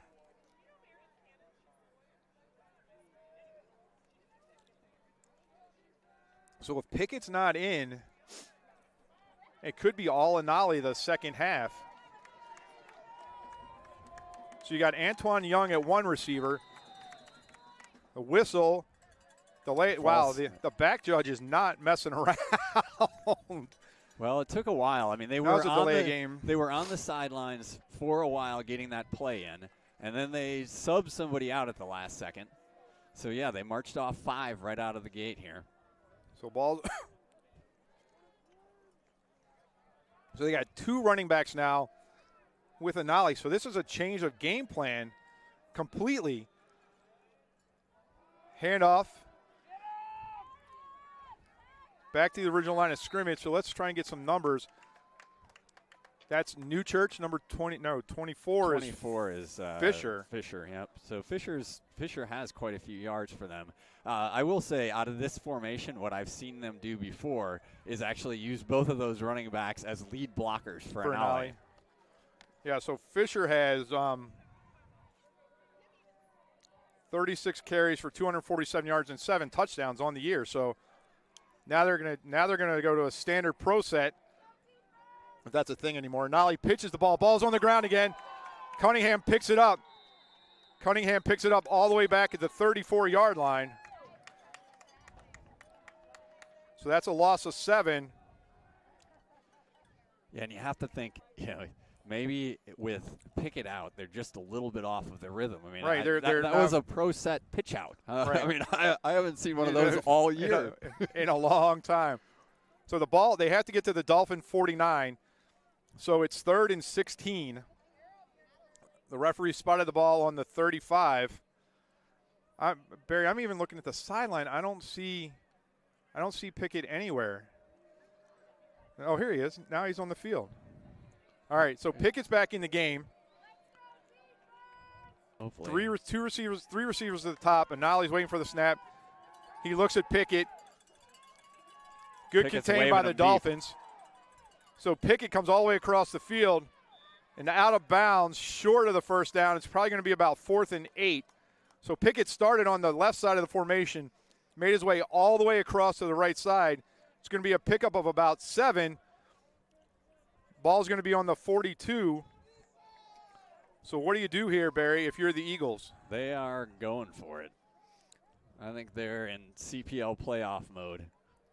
So it's going to be 4th and 8. Well, I'm saying they're going for it. Yep, they're going for it. Yeah. So Big play. Nolly's in the shotgun, 2 receivers top, 2 receivers left, 2 receivers right. Dolphins are going to Dolphins 2 rush safeties 4 here. See if those Nolly guys drops. can He looks home. right away. Malik Amos. Oh, don't face mask. Now Nolly's got great escapability. He's running all over the place. But he's not going to get away from. All right. So Frank Skotanis wrapped him up. He still had the strength to get away. He got that ball to Newchurch at the 50, so it's a pickup of 3, but the Dolphins are going to take over. That was a great job. Rushing 4, and all those guys were making their presence felt there. But Anali, just holy dude, cow, he's that so guy quick. It's like is playground moving around out there. That is fast. And that's just, again, that's where I keep – let's put a drive together here and put it in the end zone because this Brooks team is capable of scoring in a second. Play, scoring in a second. So they didn't call. They didn't have anybody downfield that time. But here come the Dolphins. 1st and 10 from the Eagles' 45. McHale waits for the snap. Luke Jolich in the backfield.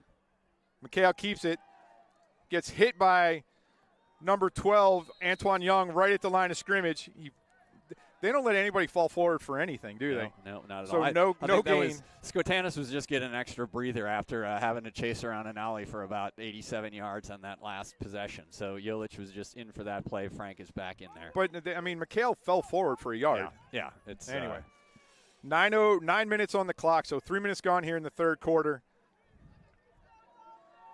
The Dolphins have the ball 2nd and 10 from the 45, leading the Eagles 10-6 in the first round of the Chicago Public League playoffs. Skotanis and McHale's right, 3 receivers to the top. There's some gaps there if they want to run it. Frank gets the ball. He's up the middle. He bounces it outside. He's going to pick up a first down. They're going to mark him down.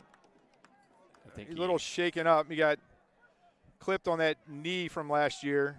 The ball's down to the 34, so it's a first down. The Eagles 34. So he got tackled by the right ankle, and I think it's his left knee that bothers him.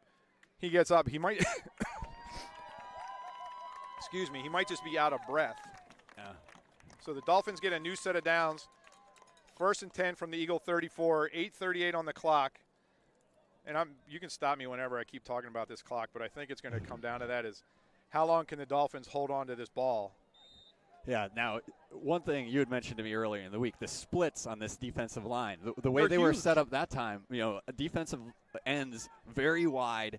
Yeah, they've got some run stoppers in the middle, but they're not 280-pounders, and that's where they were just there's So just there's a gap, huge right? gap. I mean, that's why McHale keeps those looking up the guys middle. out. There's a huge gap in the middle. Now they're bringing McHale drops back.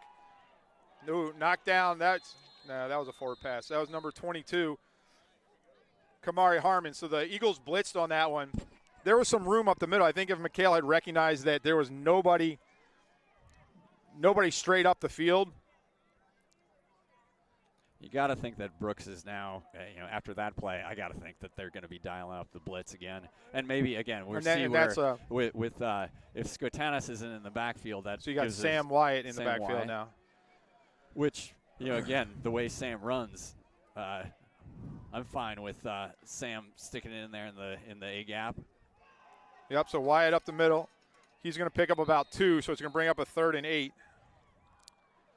Frank's ready to come back in. And this is where you just need to be careful, right? I mean, you don't want to give any momentum back to the Eagles because you got to think they're starting to question themselves in what they're doing. They haven't been in a tight game in 6 weeks. If you can figure out a way to get the first down here, punch this ball in, go up by 2 scores. So Skotanis back in the game. McHale waits for the snap. McHale keeps it up the middle. He's going to pick up about 5 and bring up see, look where they spotted. There's no forward motion. McHale was all the way down to the 26-yard line, 27-yard line, and it's not where he gets pushed back. It's horrendous. So the Dolphins are lined up, trying to draw them off sides again.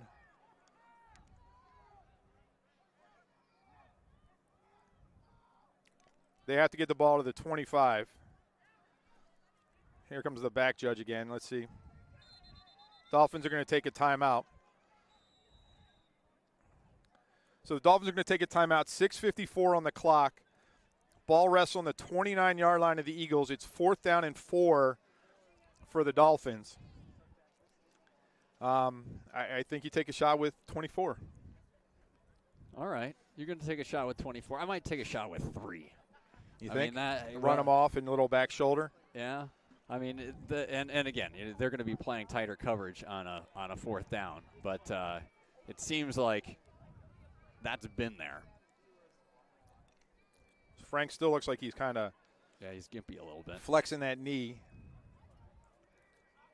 I mean, you got Yolich, you got Anthony Hood you can put back there too, and it takes him away from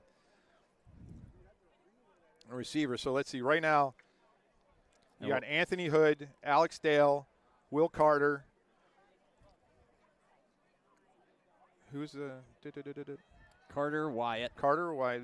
We're missing somebody. Carter, Wyatt, Dale, and Hood. And Skotanis in the backfield. So nobody. Pickett is not deep. Pickett is super close to the line right here. Hood's one-on-one over here. Mikhail takes a snap, rolls out to his left. Nope.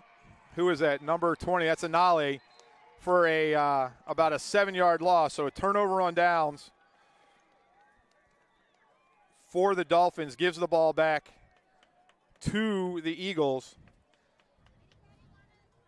Not sure. Anale has like 7 sacks on the year. So they were looking. I think he had Will Carter maybe? Well, I think he had Wyatt initially, but Wyatt was a little short of where the first down was. I think he was going to go to the second receiver on that side, where it was probably Carter. But anyway, Brooks with the ball. 6:48 in the third quarter.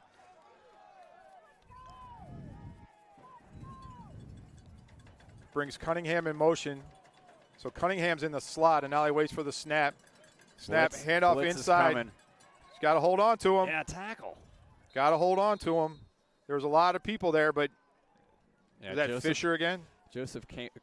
Brandon Fisher. Clayton came through on the blitz. I think made the initial hit, but then it took about 3 or 4 more Dolphins to bring him all the way down. So only a gain of 2. Yeah, I mean, that's the Dolphins have been getting there a lot of times on these runs, but they're not being able to bring the running backs down. The tackle I think they're too high. So 3 receivers to the bottom of the screen, Pickett to the top. Fisher is the running back. So they brought Cunningham into the slot now and put Fisher into the game. So right now, Hood is on an island with Pickett over No there. linebackers, yep. Everybody's on the line. Yolich goes back outside. Clocks the Anale's. Clayton misses the blitz. Ball's on the ground again. That's what we're talking about. Anale carries that ball out. So Joseph Clayton Dolphins are forced theirs. Joseph Clayton forced Anale out of the pocket, and then big Tommy Basario, and I think is that Neil Rockne on that side? So the Eagles ended up with it. Now, what I was doing on that play was watching, and Anthony Hood is great of an athlete as he is. No chance. Pickett just took off on a straight fly pattern and definitely had some steps, but that's where the defensive line, the blitz, getting the blitz in there, not giving him an opportunity to do that. So now they roll Yolich back over here as a deep safety over the top of Pickett. Pickett's down here. Yeah, Pickett is closest to us with Hood directly on him and McHale over the top as a safety. Third and 9.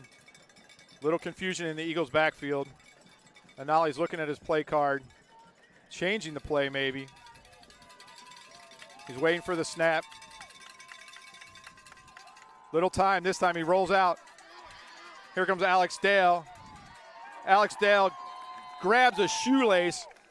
They're going to give Anale progress out to the 41, but it's going to bring up 4th down and about 6. So anybody watching on the live stream, we've got some fired up Dolphin fans who are pounding their feet on the bleachers, which is awesome, but not great for your viewing pleasure. Next year when we install our sky cam on this. Yeah, right. Timeout. Timeout by the Eagles. Eagles. So here we go. The reset. 4:09 left on the clock in the third quarter. It's 4th and about, we'll call it 7. From the Eagle 41-yard line. They got to get out to the Eagle 40. They're on the 41. They got to get to the 47-ish. Anali has had no time to throw the ball so far. He was able to break contain on that last play a little bit. Alex Dale dove and got a toenail and tripped him up. But the Dolphins have been having success tonight, bringing a ton of pressure and not letting Anali find Pickett at all. Yep, that has been the recipe. So you dial it up again here, Coach? You have to. Keep dialing it. Yeah, and again, I mean, and if you could slow Joseph Clayton down a half a second, right? If you could, when he figures out he's fast enough that he can break down and still make the tackle, he just goes flying by and tries to knock over guys. He's not knocking over Anali. Anali's 6'1", 185. He's just not running into him. Yeah, Clayton is the second guy closest to us on the line of scrimmage, number 33. So Jolich has contain over here. Quick pass to Anali. They got it to Pickett. And Pickett is off and running. Dude, that guy is so fast. First down, they got the ball down to the 45-yard line. I mean, that is just and figure we're gonna see that play about 5 more times. He got tackled at the 45-yard tonight. line. How did that happen? I don't understand the difference in the games that I'm watching and these guys are watching. Ball's at the 43. So that was a 16-yard pickup, and just I don't know how you stop that. Yeah, I think you're going to see it again and again and again. So now here you go. This time out to Cunningham. Cunningham's going to pick up about 10, maybe 9. So I think Barry, they figured it out that. So they're going to say 2nd and 1 from the Dolphin 34. Yeah, they figured out that that's the play that's going to work. That is the Achilles heel right now. Not let the rush get there. So now let's see what Coach Leonard does to counter this. 3:11 and counting in the third quarter.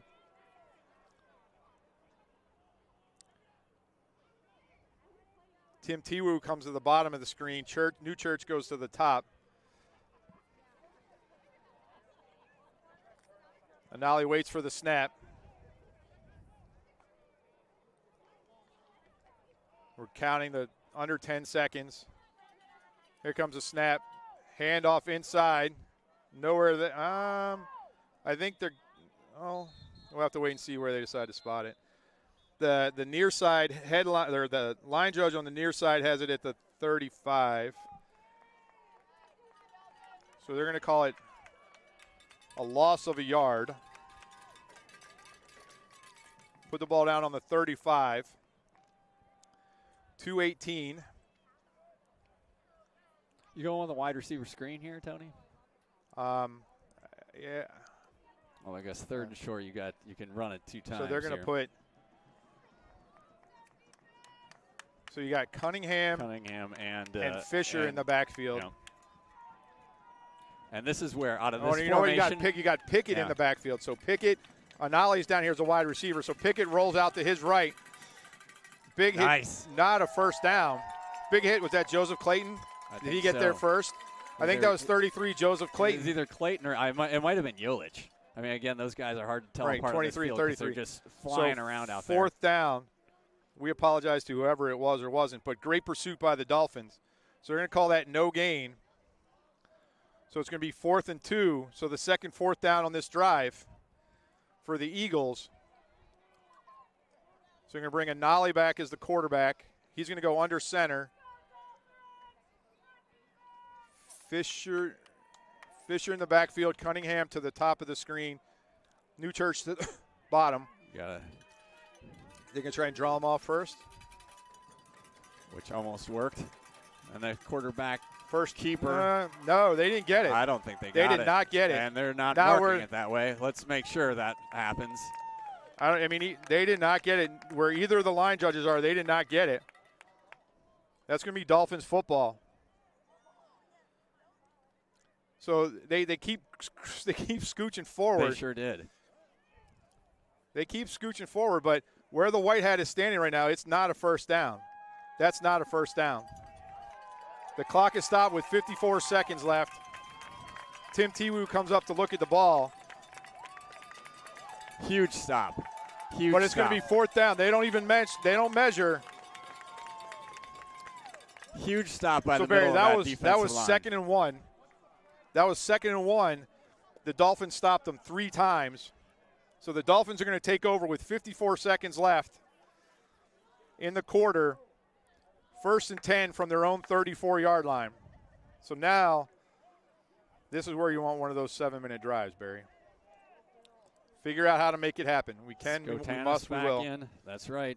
Dolphin football. 3 receivers to the right. Hood to the top of the screen.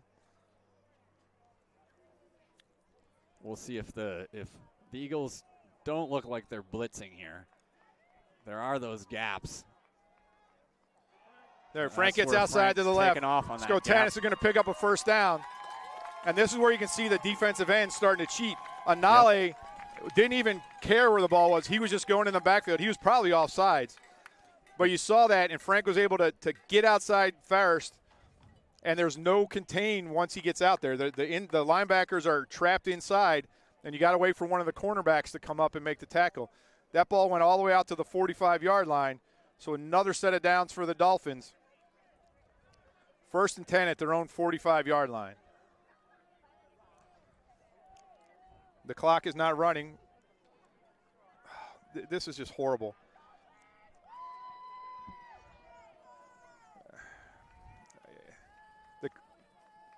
McHale drops straight back. He's got to get rid of it. Steps up in the pocket. He'd have room if he wants to go. Yeah, I mean, he's. That was playing with fire. That was number 4. We don't have a number 4, but whoever that was. Yeah, that corner. He tried to jam it in there. Yeah. So did Skotanis go out of bounds on that previous play? Because the clock never started after the first down. I'm just saying. We'll just maybe we'll say. Should I just say yes? Will that make us feel better? I don't know. I don't think so. When I have a heart attack, we just you don't have to. I should bring the paddles. Pound on my chest. We gotta pack the paddles along with all the other gear. It's just now on. Horrible. All right, 2nd down. 2 receivers top. 2 receivers to the bottom.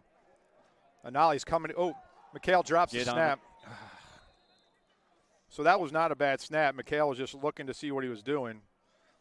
That ball's going to go all the way back to the 36-yard line. So a loss of 9. So the quarter's going to end, Barry. The Dolphins are going to lead 10-6. Kind of a sloppy Dolphins hustling up to the line here. Probably see if they can draw them off sides probably right at the end of the quarter here. And that's what we have. So a scoreless 3rd quarter. Plenty of action. 12 minutes to go. How's everybody doing at home? Woo! Did you make an extra run to the fridge? And can you bring a couple back for Tony and me? Go use the restroom. Get your beverage of choice.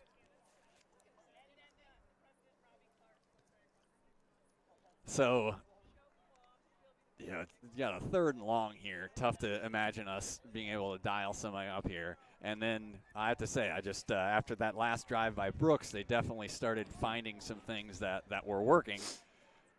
And you almost think with a guy like Pickett out there and just seeing what he can bring, why you're just not. And they are. I mean, they're feeding a heavy dose to him in whatever. So we saw him in the Wildcat. We saw a screen pass to him. It's just a matter of if they get the ball to him as quickly as possible, then we've got to tackle. He is a like, and just for everybody watching at home, and you know, we watch college football on Saturday and we watch the NFL on Sundays, but to see somebody with that kind of elite speed, Yeah. I mean, when you hear people are fast, he is fast. Yeah, he just takes off. Like on that screen pass, you could just see the way he took off on it. So here we go.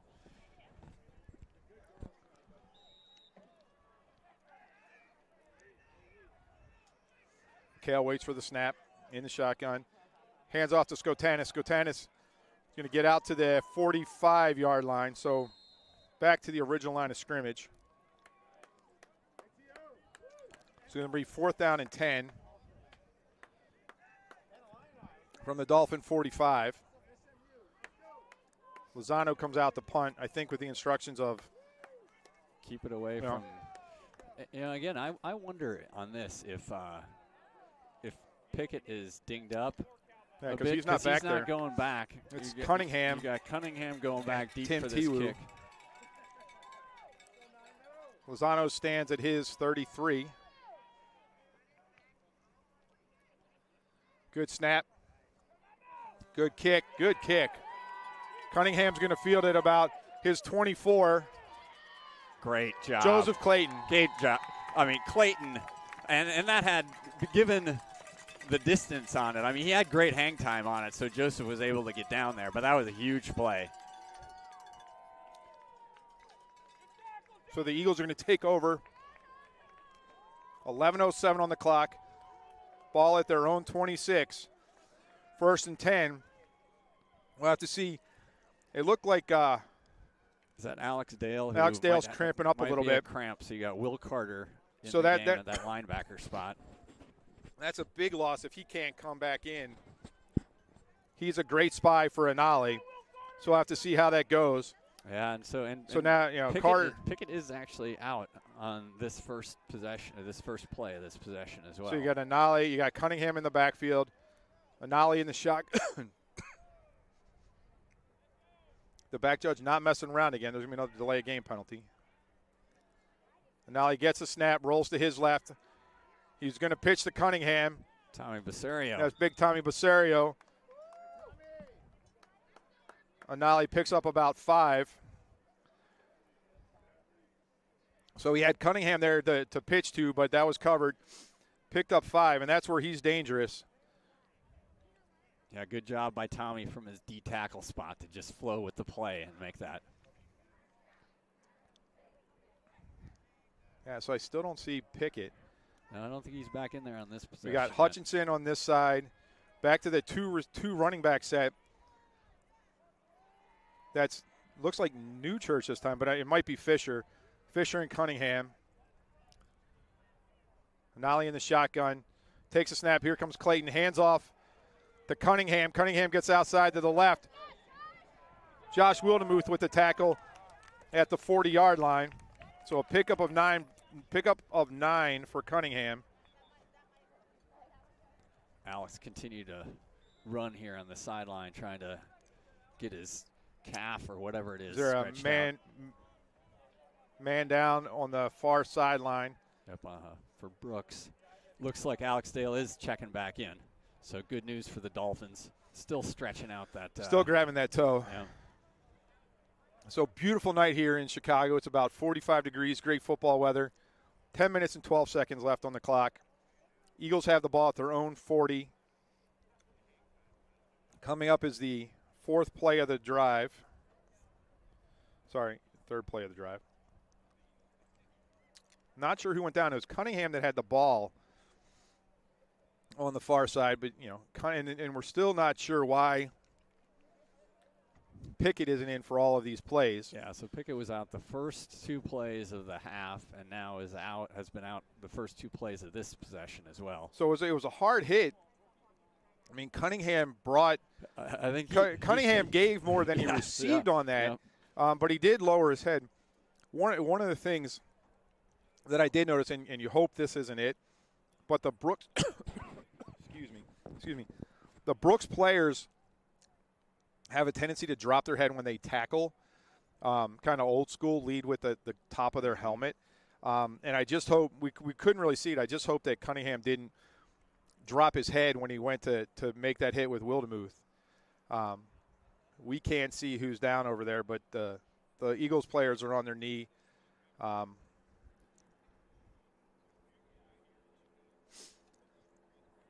So the Dolphins need another stop here. They need to figure out how to get the ball back. Yeah, so that was a first down play on two run plays right out of the gates here. So again, back to the so the whoever it is looks like they're up over there, Barry. All right, good news. Yep. Round of applause from the Eagles and Dolphins fans for the player getting up. And Brooks, and again, it's not like you're playing, it's not like an NFL roster here, but I think we counted they have about 22 guys dressed for this game. So let's see who's out there. So here comes Pickett back.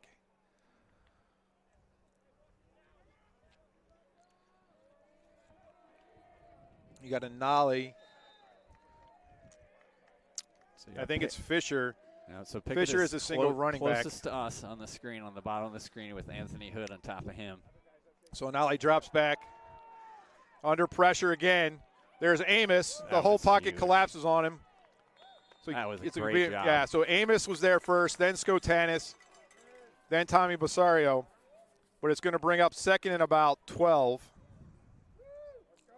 Just got that, keep that dialed up, right? So it's Pickett is so dangerous. I'm happy anytime they're looking downfield versus that screen right now. So here comes Pickett to the bottom with Newchurch and Hutchinson. So 3 to the bottom, 1 to the top. I'm thinking it's Fisher to the right of Anali. Good snap. Anali looks immediately right. Here comes Pickett. Great closing. So there you go. Alex Dale made that tackle. Came from inside out to get Pickett. Great job of closing. Bring up a third down. But I can't imagine Coach Daniel's going to change now. This late in the game, everything's 4-down territory. Yep, we're under 9 minutes left here in the fourth quarter. So it's about 3rd down and 6. They got to get the ball out to the 49. Pickett's on the inside slot this time, so it's a super short throw. There you go.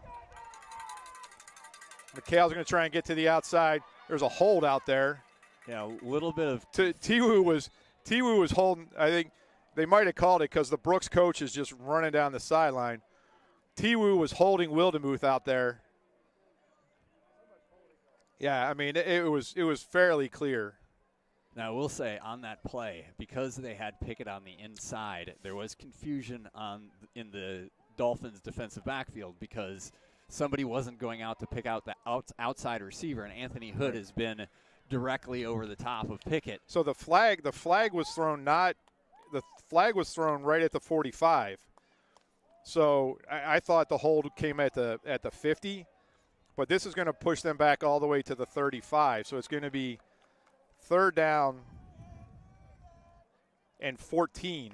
That's a second Eagles penalty on a big first down pickup. So now you go back to a 3rd and 14. So you find Pickett again. Pickett's on the outside this time on the bottom of the screen.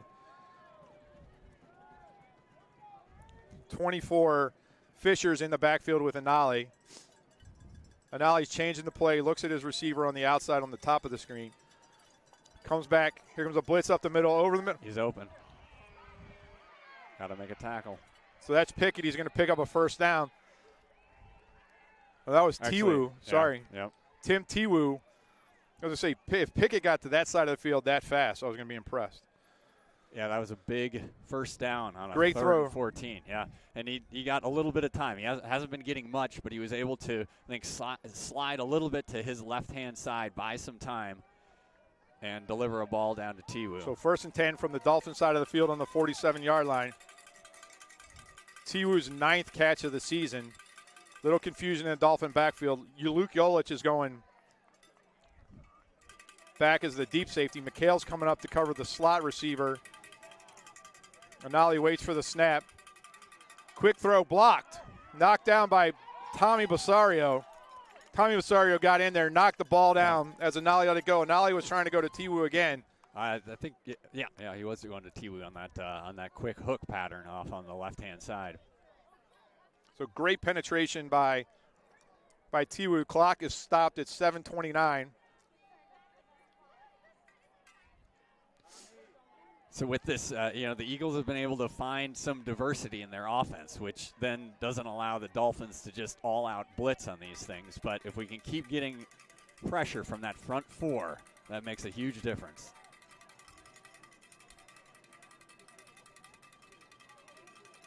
Looks like the Dolphins might be blitzing off the corner a little bit.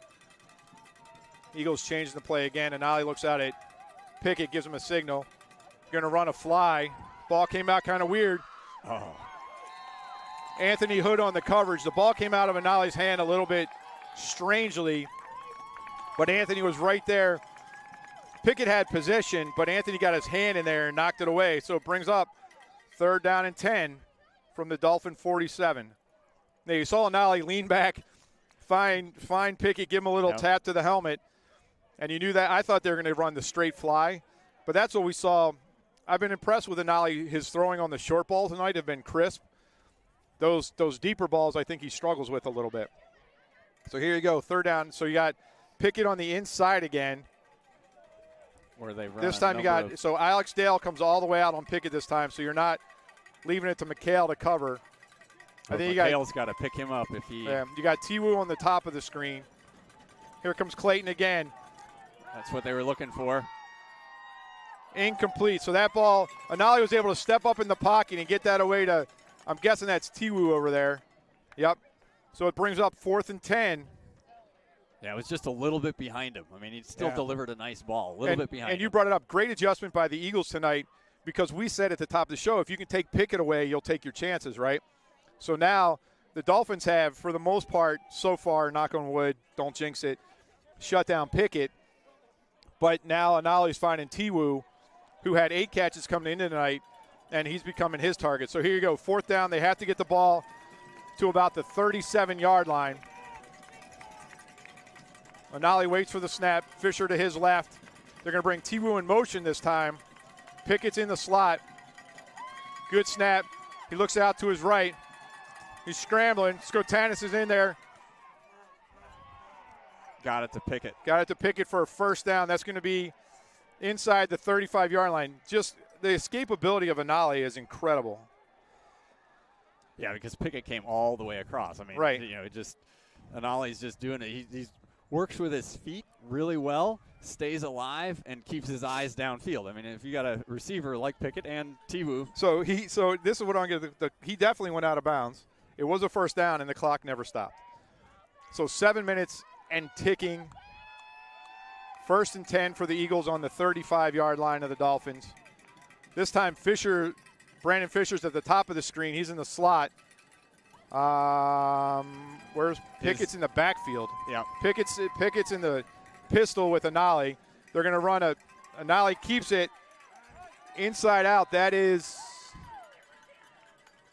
That's Alex Dale again.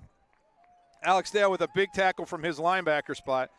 Coming up, though, is the 11th play of this drive. This is where we thought we could get them, Barry, that if you force them to run this many plays, there'd be some mistakes. But so far, just 1 penalty on this play, and they were able to pick up the 1st down right after the hold. Yeah, I mean, they've they've had 2 big 3rd down conversions on this drive.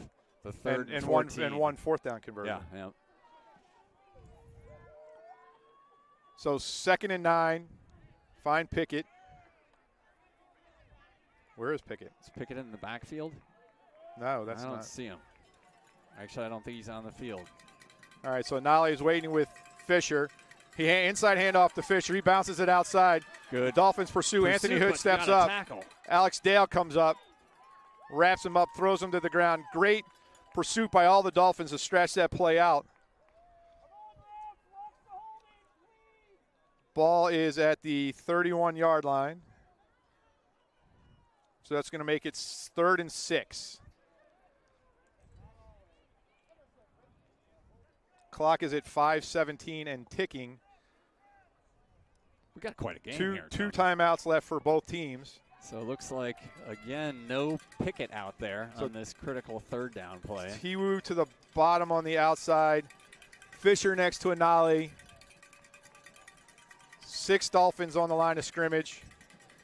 Fake to Fisher. Anali looks to his right now. He scrambles. Now he throws it up in the air. Got to come down with it.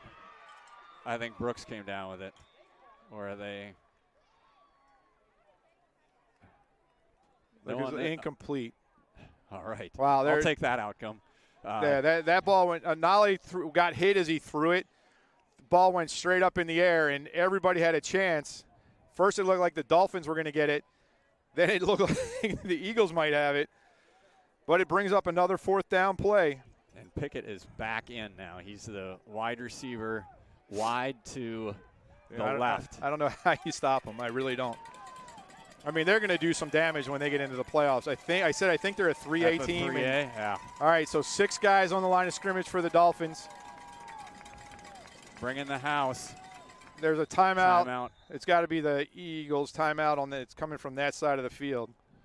So second timeout for the Eagles. Reset. There's 4:38 left in the game.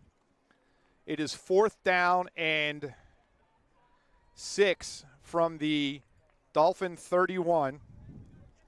This is the second 4th down attempt for the Eagles on this drive. The last one they converted. They converted 4th and 10. It wasn't to Pickett. It was to Tiwu. Yeah. So, see what Coach Leonard dials up here.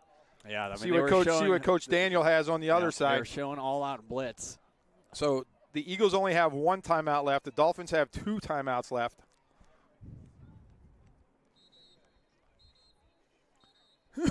Excuse me.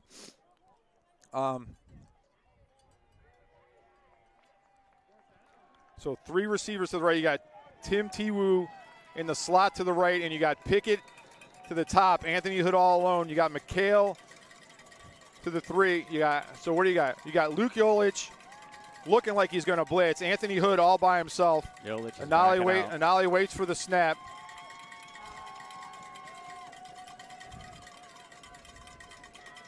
Good snap. Anali drops straight back. Throws it behind. All-out blitz. Joseph Clayton. He threw it behind and low to Pickett. So the Dolphins stop a 13-play drive that took 6 minutes and 26 seconds.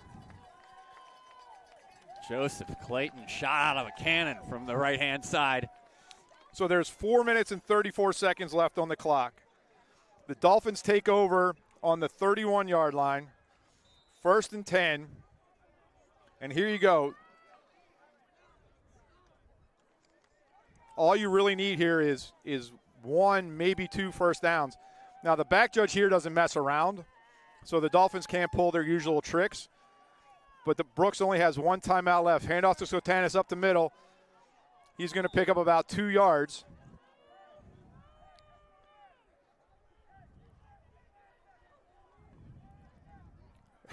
Clock. Or not none. 2 yards. You know? It's crazy. If you're at home looking at this, somehow they mark that as a no gain. That's just Frank crazy. Clearly got upfield on it. The clock is running. So, but that this we have ball to check snapped, too. right, we'll be under 4 minutes when this is snapped. Brooks has 1 timeout. Ball's on the 31. 2nd and 10. If I'm Coach Finger, I'm hesitant to throw this ball. Yeah, absolutely. Win up front. You just don't want to stop the clock. And clearly Brooks knows that as well. I mean, they're run blitzing through every gap. Here comes a blitz. Let's go, Tanis. McHale keeps it this time. See where they spot it. I mean, look at this guy running. He's walking out to the 31 again. What am I missing? Am I missing something?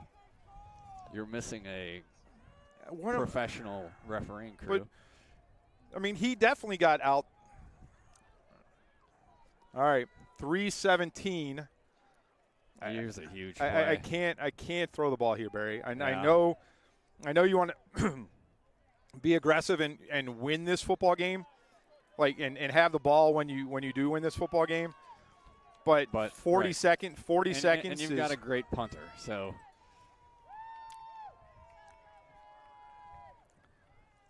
So McHale waits for the back judge. Might be a screen over here. Good. McHale keeps it this time. He gets outside. Cuts it back up Pat. inside. It's going to be a first down. Get upfield. All right. First down, and he stays in bounds. McHale faked to play. Skotanis. Skotanis came towards the Dolphins sideline. McHale took it back to the right, and the Dolphins are going to get a new set of downs. All year, Pat McHale has picked up those critical first downs. The ball out to the 42. Just finds a seam to keep working. So you need one more first down. The Eagles can stop the clock. It's ticking at 2:30. The Eagles have one more timeout. I'm surprised they didn't take it. You don't need your timeout on offense. But yeah, one more first down will ice it for the Dolphins. Huge play by McHale. Great fake to Skotanis. The entire Eagles defense followed Skotanis to the right side, to our left side. But good snap, hand off to Frank. Frank has two hands off the ball. On the ball, gets up. Good push, good push. I mean, the headline judge on the other side started to mark the ball at the 42 until he had to come out to the 45. I mean, it's just crazy. So a pickup of 3, more importantly. Clock rolling inside of 2 minutes. Second down and 7 from the Dolphin 45. I'm not sure when Coach Daniels is going to take that last time out. I mean, he's got to take it after this play, right? They're going to run this down inside a minute 20. The umpire, or back judge, not messing around tonight. We've had a couple that have fallen asleep, and the guy, if you remember, the guy at the Lane Tech game was just like la la la la la. So right. McHale wait till the hand goes up in the air. 10 seconds left on the play clock. Here come all the Eagles. Same play. Yep. Keep it with. McHale's going to pick up 6. Huge. Third down and 1. So Coach Huge Daniels run. got to take that timeout now, right? I'm not sure what he's waiting for. There it is. So the ball is at the Eagle 49-yard line. There is a minute and 2 seconds left. It is third down and 1. Brooks is out of timeouts, and the Dolphins need 1 yard to ice this game. Wow. When we get this first down, remind me to tell you something. All right, Tony. Remind me to tell you something. Okay, all right. I'm going to tell you how good I am if we get this first down. So Dolphins have 2 timeouts. Eagles are out of timeouts. Dolphins lead 10-6. A minute and 2 seconds left. You give it to 24 or you give it to 12? 12. To the right side again? Yeah. So he's actually running behind Neil Rockne on that side.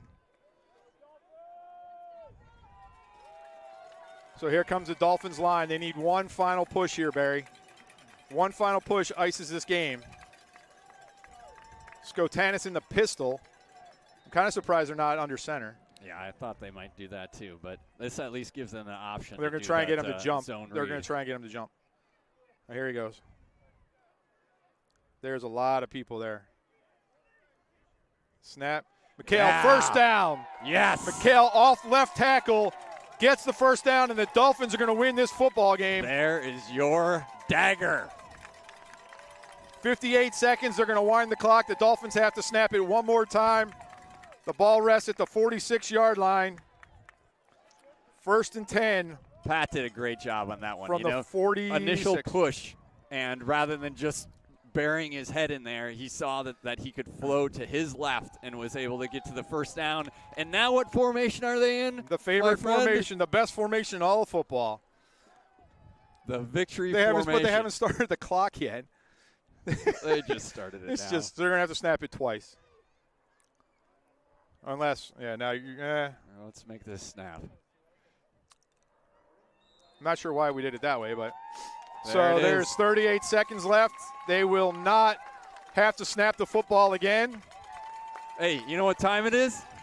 Miller time. Dub shades the clock. There you go. Dub shades the clock. Hey, Tommy brought a white cowboy hat. I'm not sure if that's going on. I told you the other day at the JV game that it was 3 in the hook. Brian asked what the number was. I told you it was 3 in the hook. Yep. So I didn't do the research on this one.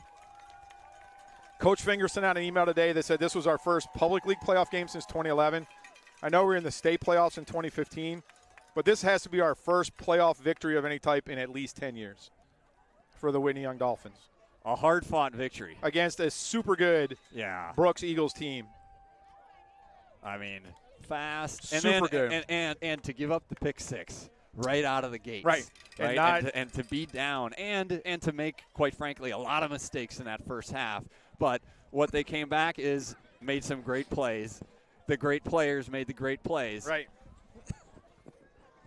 And just huge credit to Coach Leonard and his defense. The defense that he drew up today was spectacular. Yeah. There is just elite speed on this Brooks football team. And the Dolphins were not flustered by it all. And actually on defense, stopped it all game long. I think the biggest play was like 15 or 16 yards. Yeah. So, and all over the place, right? I mean, Skotanis had some great pressure. Basario brought some great pressure.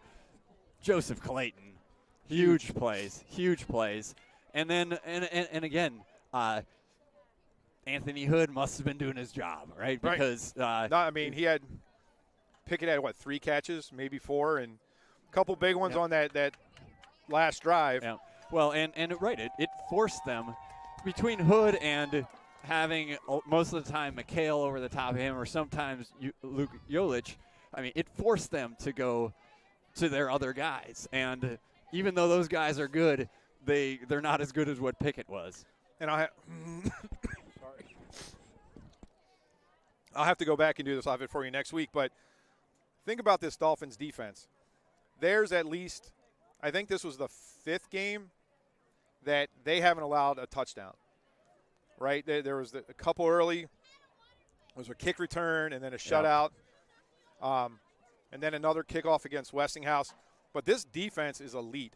This defense is playing super, super good against a team that has Division I weapons, speed on it. Yeah. And just incredible. So just to recap, no scoring in the second half. With 10:22 on the clock, Cam Pickett returned an interception, 55 yards. The Eagles missed the 2-point conversion. They took an early 6-0 lead. Dolphins came back right back on the next drive, an 8-minute and 37-second drive. Missed a 40-yard field goal, but there was a roughing penalty. Nando Lozano came back, made a 25-yard field goal that made it 6-3. Right after that, they recovered a fumble. 23-second drive, 31 yards, all by Frank Skotanis, 27, then 4. The extra point by Nando Lozano. So the last score we had was with 4:24 in the second quarter. So we went 24 and 28 minutes without a score in a defensive battle. So great job by the Dolphins. I was holding my breath the entire time. My stomach hurts right now, I got to tell you. Woo! Any last thoughts? Man. Well, excited to be playing next week and excited to be playing the week after that. November football, baby. Yeah, November That's all you can ask for. Special thanks to all those great folks at Whitney Young High School. Head coach Dan Finger, principal Dr. Joyce D. Kenner, and athletic director Chris Cassidy. From Brooks, Coach J.D. Daniel, athletic director Orrin James, and principal Shanae Jackson. Lastly, Barry, thank you as always. Your Dolphins are headed to the Illinois State playoffs next week. We don't know who, we don't know when, we don't know where. But as soon as we know, we'll let our Dolphin family know. The IHSA selection show is Saturday night at 8 a.m., so we should have some information on game time and location by Sunday morning. Whitney Young moves to 7-2 and guarantees a Week 11 game either in the Public League playoffs or in the state playoff. Brook falls to 6-3 and moves on to the 3A playoffs, looking to play deep into November. For everyone at Whitney Young football, for Barry Newman, this is Tony McHale saying good night from Rockne Stadium in Chicago, Illinois, the greatest city in the world. So long, everyone.